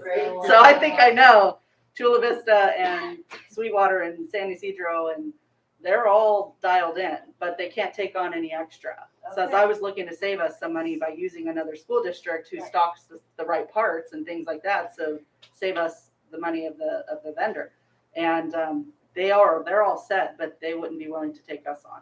But yes, it is something we did have taken our buses in the past before my time to Cajon Valley to have buses serviced there because they have that super whammy garage out there. It is very difficult to find a diesel mechanic. So. All right, but those are all of mine. Thank you very much. Ms. Sarmiento? Yeah, first of all, I'd like to say, Candy, that you could probably sell ice cubes to Eskimos at the rate you're going. Thank you, ma'am. When I saw this $261,000 projected savings, that got my attention. And I like how you spelled it all out. I was thinking along the same lines that Trustee Gates was. I'd like to see National School District provide bus driver training countywide. If we were to be able to do that, then can we charge others, obviously, districts or bus drivers? Well, I have a little experience with that. Not that I was on that charging end, but I've paid to send my employees to other districts to have them trained. And a lot of times districts will charge a materials fee because the classes for that are outside their work hours anyway. So it would be difficult to pay or charge if it's in an evening class or on a Saturday or something like that. So they would usually charge a fee, $100 a person, $50 a person, based on the materials that you're providing them, which isn't much these days since everything's digital. But yes, I have paid other districts to do classroom trainings for my employees. Now, behind the wheel training is very technical, and you can only train one person at a time, and that person needs a dedicated 30 hours of your time. So just keep in mind that you can imagine if I had a class of 10 people and they all passed and everybody was ready for behind the wheel, I would need to spend 300 hours of my time with that class in order to certify all those people. So just keep that in mind. That's why a lot of districts like San Diego Unified and Grossmont have a staff of behind the wheel trainers, because one classroom teacher can teach them all, and then the behind the wheel trainers can take them all individually and train them. And so some districts will contract for that type of service. Interesting. Okay, I think that's all the questions I have. Thank you. Ms. Bettenberg, Castellanos? So, when looking at cost savings, has our district, or will our district, will we look at charter buses compared to other outside, like we can't provide the service for field trips just because, again, with my experience with having these questions with field trips, and some of our teachers actually doing that cost analysis, charter buses were cheaper, were less expensive, to have contracted with, as opposed to, again, like a Poway, because of the distance in which they have to travel. Okay, so, I'm sorry, Eric, did you want to jump in? No. Oh, okay. Okay, well, here's the thing. When you charter a bus service, there's parameters that bus service has to legally provide you. The driver themselves has to be a certain type of driver. You can't just charter any charter bus. It has to be a SPAB certified charter bus. I would love to see any figures that are cheaper than a school district on a charter bus, because when we used to charter Sundance and Goldfield out of Santee, one bus is $1,500 for the same trip that I charge the school $350 for. So usually it's amazingly different. So if we can find a cheap charter service, I would love that, but you have to put them through those same rigors. We need copies of insurance cards, things like that. Using a school district means you get the safest bus that's on the road by far, and a certified driver who's gone through the exact same fingerprints and rigor that our drivers have. So that's why it's preferred to use a school bus, because it is a little bit more protected of an environment and a vehicle. And it usually is more reasonable, but I don't know what Poway was charging, so who knows what they were making. So maybe it sounded like they were making a profit. It sounds like they were making a large profit if they were not beating a charter, if they were more expensive than a charter company. Probably the distance from Poway to here. Right, because of them The coming mileage, down, yeah. and I saw with my own two eyes, it's not something that I just. No, yeah, So that's absolutely. why I I'm would love to. asking. We won't use Poway anymore. I got that. Well, I No more Poway. That was just my experience for a couple of years, having had gone to with, some field trips with the school, but I just, it gets a little frustrating when we have limited resources. So if we're able to explore other options, it helps with all of our schools to be able to have this, let's say, extracurricular activities that they, would like to participate in. Yeah, absolutely. And of course, like I said, going back to trying not to sound like a broken record, but the goal is for us to be staffed enough that we can keep all these trips in-house. And that is an issue when we have special outside schools that get out at 1 o'clock or these midday preschools, to have enough bus drivers that can service those trips. That's the goal. We want to set the standard in South County, and we want to be the best. So, we're working towards that. And thank you so much for your presentations and answering our million questions. It really is, so much of a benefit for all those that are also participating in this meeting. And thank you guys for allowing me to talk your ears off once again. Thank you. And, this is Candy's son. Oh. Practicing. I had a feeling. I was getting nervous. Oh, sure. Are we training students now? We'll take We're getting anyone. desperate, right? He probably knows all the rules and laws as much as I talk at home. So he probably could say, yeah, Mom, 200 feet, I know. Maybe we need to partner with the high school to see what kind of, program we can, establish from there. I went to a conference where they wanted a bus driver booth set up at their job fair. So you're right on the same track. All right, thank you very much. Thank you. Thank you. Do I hear, I believe I hear consensus to move forward with these. I'd like to, I mean, you've given us some food for thought, but I would like to still study this a little bit more. And if any other board members have any questions, then we would contact Dr. Brady to have them answered. And, I. Sign up for a vote. It's not a part of vote, yeah. Okay, thank you very much. Thank you.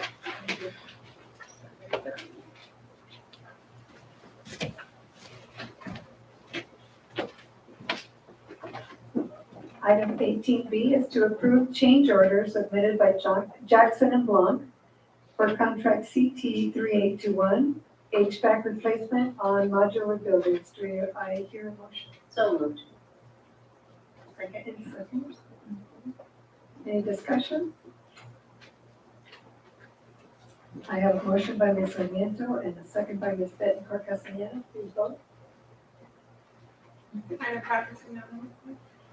Item 18C is to approve resolution number 21-22.05, authorizing conveyance of an easement to National City Galleria LLC.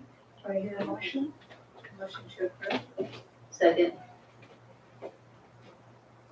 Any discussion? Hearing no discussion, I have a motion by Ms. Bettencourt Castaneda and a second by Ms. Sarmiento. Please vote.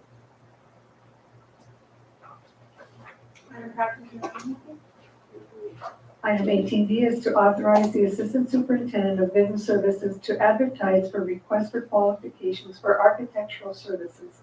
Do I have a motion? Motion to approve.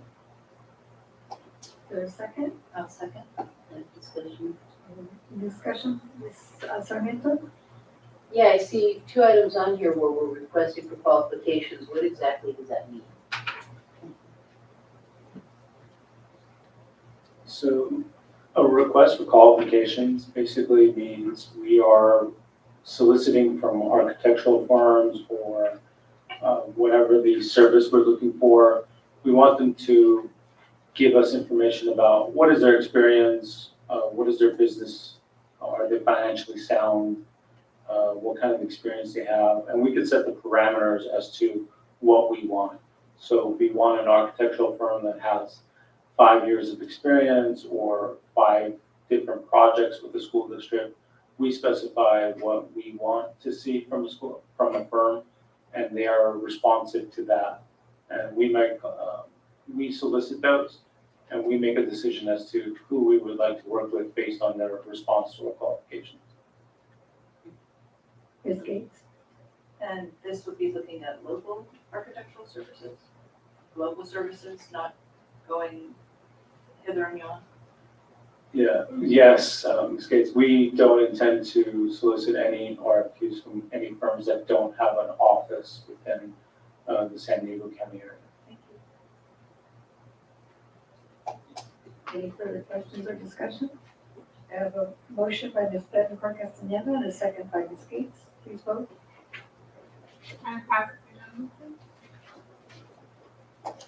Item 18E is to authorize the Assistant Superintendent of Business Services to advertise for a request for qualifications for financial advisory services.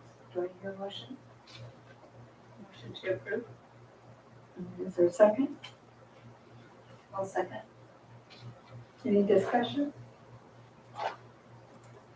I have a motion by Ms. Bettencourt Castaneda and a second by Ms. Gates. Please vote.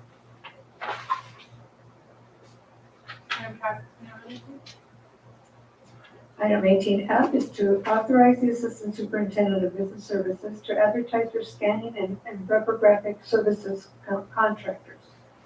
Do I have a motion? I have a motion with question. And is there a second? Okay. Ms. Pizarro? Yeah, we understood the like prior item, but this only has a word that I couldn't get understanding is reprographic. What do we mean with that? So reprographics in this sense means for our blueprints. We have a room full of hundreds of blueprints that are the actual copies. So we don't have any digital backups to them.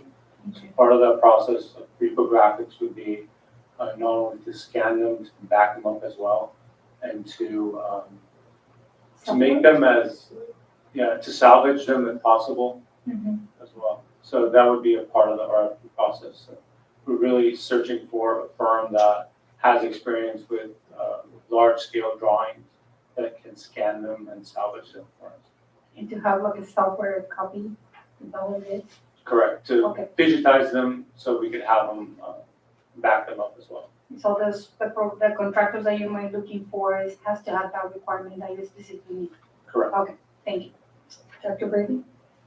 Yes, I just wanted to remind the governing board that we do recognize that there were several requests for qualifications, and this is not something we've done regularly. So in the memo, each one of the 5 items that are requests for qualifications are outlined with a brief description of why we're doing each one of these. So, whether it's seeking competition amongst the financial advisors, just making sure that we have the right person in place for our farm projects. Each one of those are outlined in last Friday's memo for you.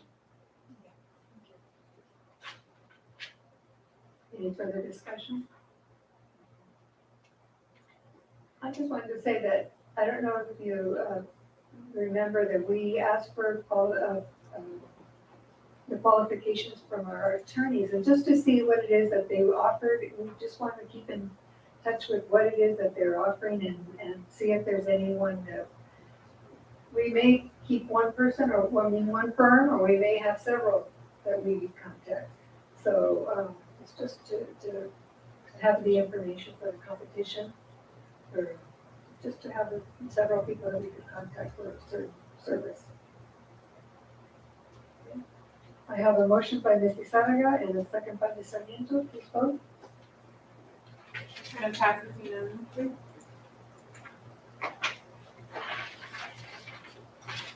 Item 18G is to authorize the Assistant Superintendent of Business Services to advertise for proposals from qualified firms to provide other post-employment benefits and/or pension trust, fund management services.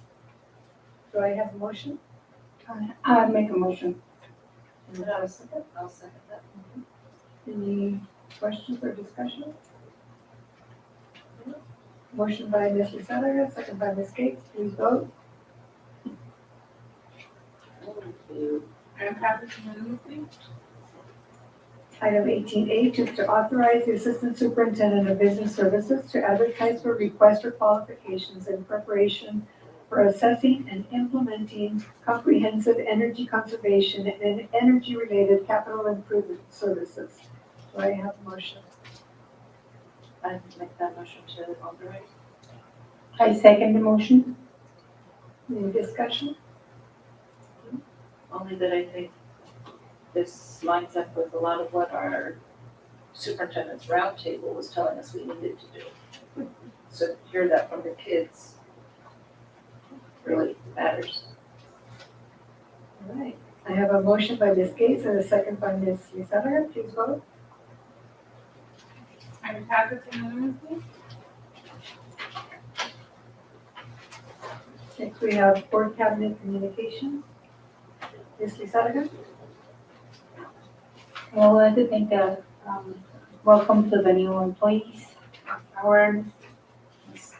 Alyssa and Mrs. Grace, that I know her personally, and I know she's a great asset, gonna become a great asset for our Harbison team. I'm happy that we are able to know more about the transportation department, which I'm really pleased to use. And I would like to wish everybody a good night. Thank you. Ms. Gates? Thank you for another very informative meeting and for answering so many questions. Thank you to Mr. Castillo and to Ms. Byerly for being here, and thank you for continuing to look forward to what we can be.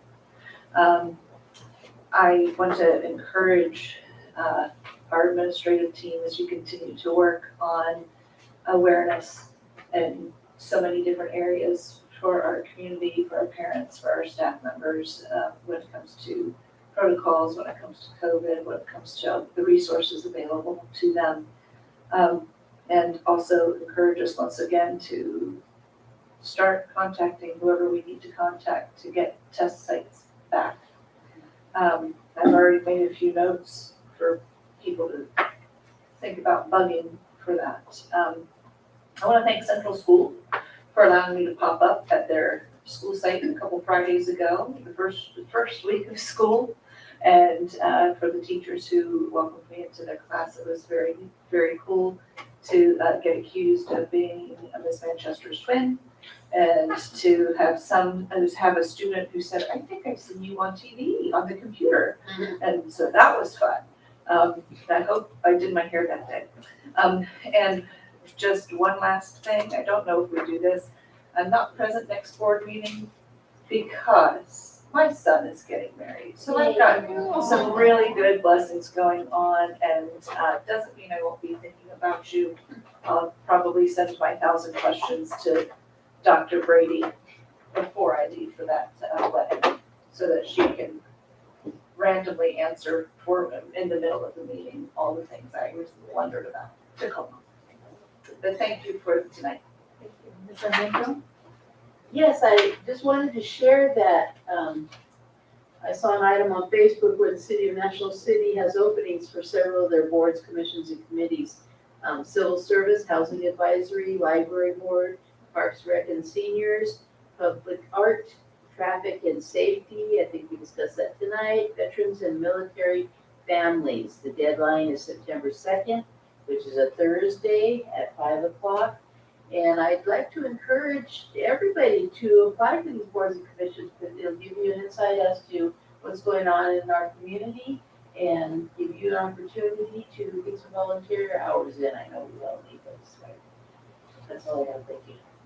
Ms. Bedford? Thank you. Just wanted to say thank you to our press for presentations this evening. I know some of us ask a lot of questions, but I appreciate the patience you have with us because it is very important information, and if we're asking it, it's probably many others that have the same question. But I like to try to maintain our transparency with not just us, but with the community. So thank you for your patience with us. In our transportation department, sorry. I'd like to welcome our new employees, those who are here present with us this evening and those who were not able to attend. Had a wonderful school visit, not last week, the week before.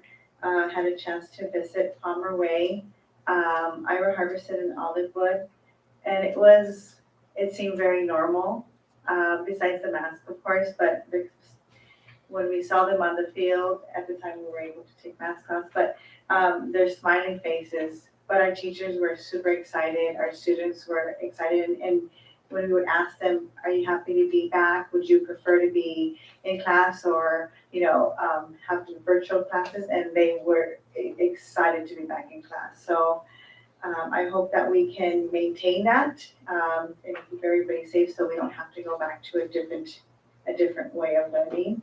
And I just wanted to send my condolences to Ms. Peterson's family. I did have an opportunity to work with her when I was at Olivewood for several years. She was such an neat lady, and she was a very important, person there at Olivewood, and she did amazing things with our students. And also, unfortunately, we lost another Olivewood family member. He was one of our students at Olivewood. Very young, a student that my son went to school with. And unfortunately, we lost him a couple days before Ms. Peterson. So my condolences to both Ms. Peterson's family and Noah Baron's family. My heart goes out to their entire family, and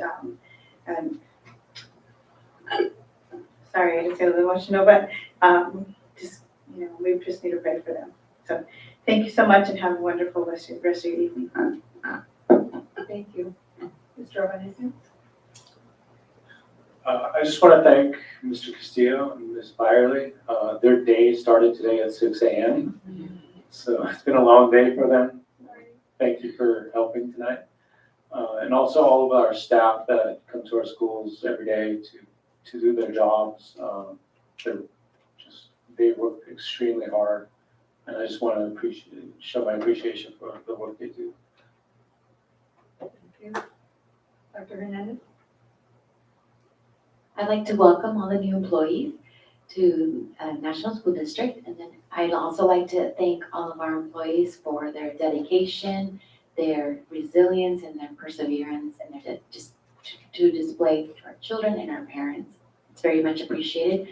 And then I just wanted to mention that Governor Newsom did sign an order today that states that all school employees will need to be vaccinated or tested weekly. And so I just wanted to bring that up to you because it will be information that I will be giving to our employees soon. Thank you. Dr. Craig? I'd like to welcome the new employees and thank the Brady's team. Ashley was speaking, but I know she was speaking for all of them and all the hard work they've been doing. And then just also these last 2 weeks have been dynamic. And I just want to thank our teachers and our staff, especially our principals. It's uncharted territory, and they have, as they've been doing throughout this entire pandemic, been an incredible team. So I just wanted to recognize that. And have a good night. Thank you. Dr. Brady? Yes, so I want to echo just the thank you to everybody from the board on down to every employee that we have.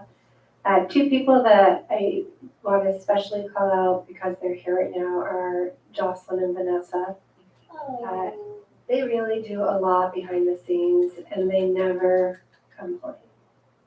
And there's been a lot thrown at them during COVID, and I just really want to thank them for all of their efforts. And again, they start really as well, maybe not 6 o'clock, but their day does end at 4:30, and then they do stay at board meeting nights as well. So thank you both for being here together, because it's so important that we get these meetings right. So we appreciate that.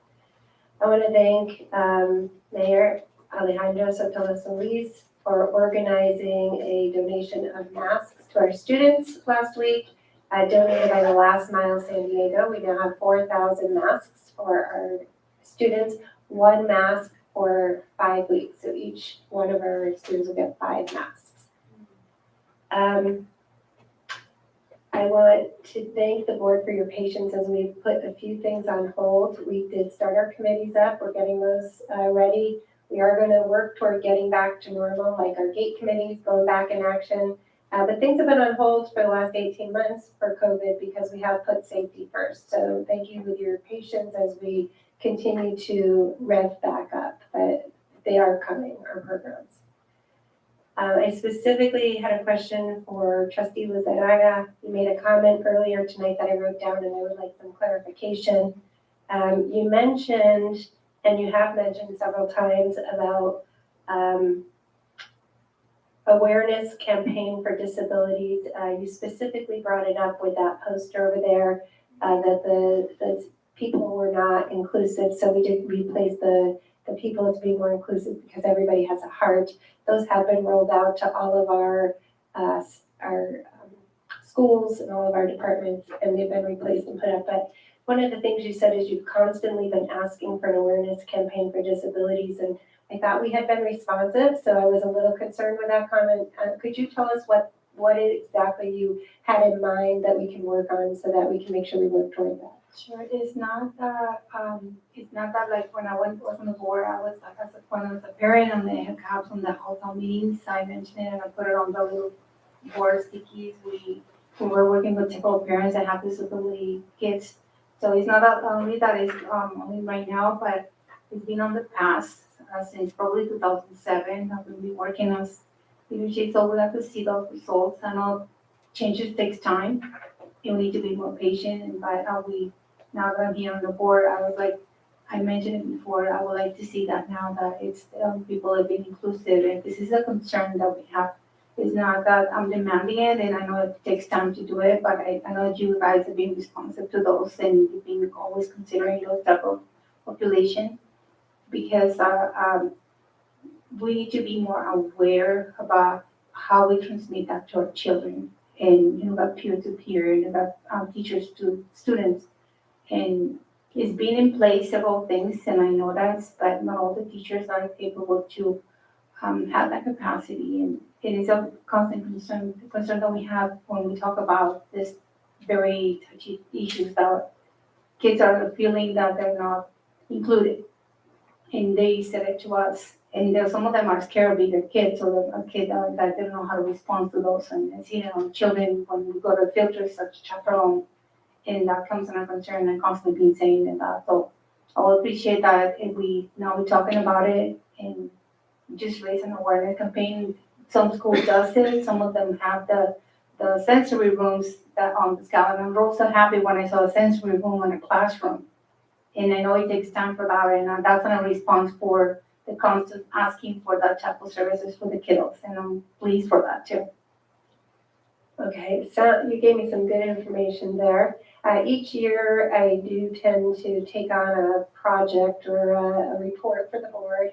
We did bioliteracy one year, we did GATE another year, and of course we haven't been able to implement everything with the cause of COVID, but maybe this is a year for doing more intense audit analysis of where those bright spots are, like you just mentioned, and where we can do better and maybe put some things in motion. So Yeah, I look forward to working with you on that. Yeah, it's a very strong reinforcer when the kids are needs to have academic, when they have the oral sensory room. And I appreciate that so much because it was now finally in place, and I was so happy to see that. And things, little things like that, and I know the changes takes time, and I really appreciate that the considerations are taken in grades. Great, and thank you very much for that. So also I just wanted to say congratulations to your son and his marriage, and a happy birthday to Luz Vicario today.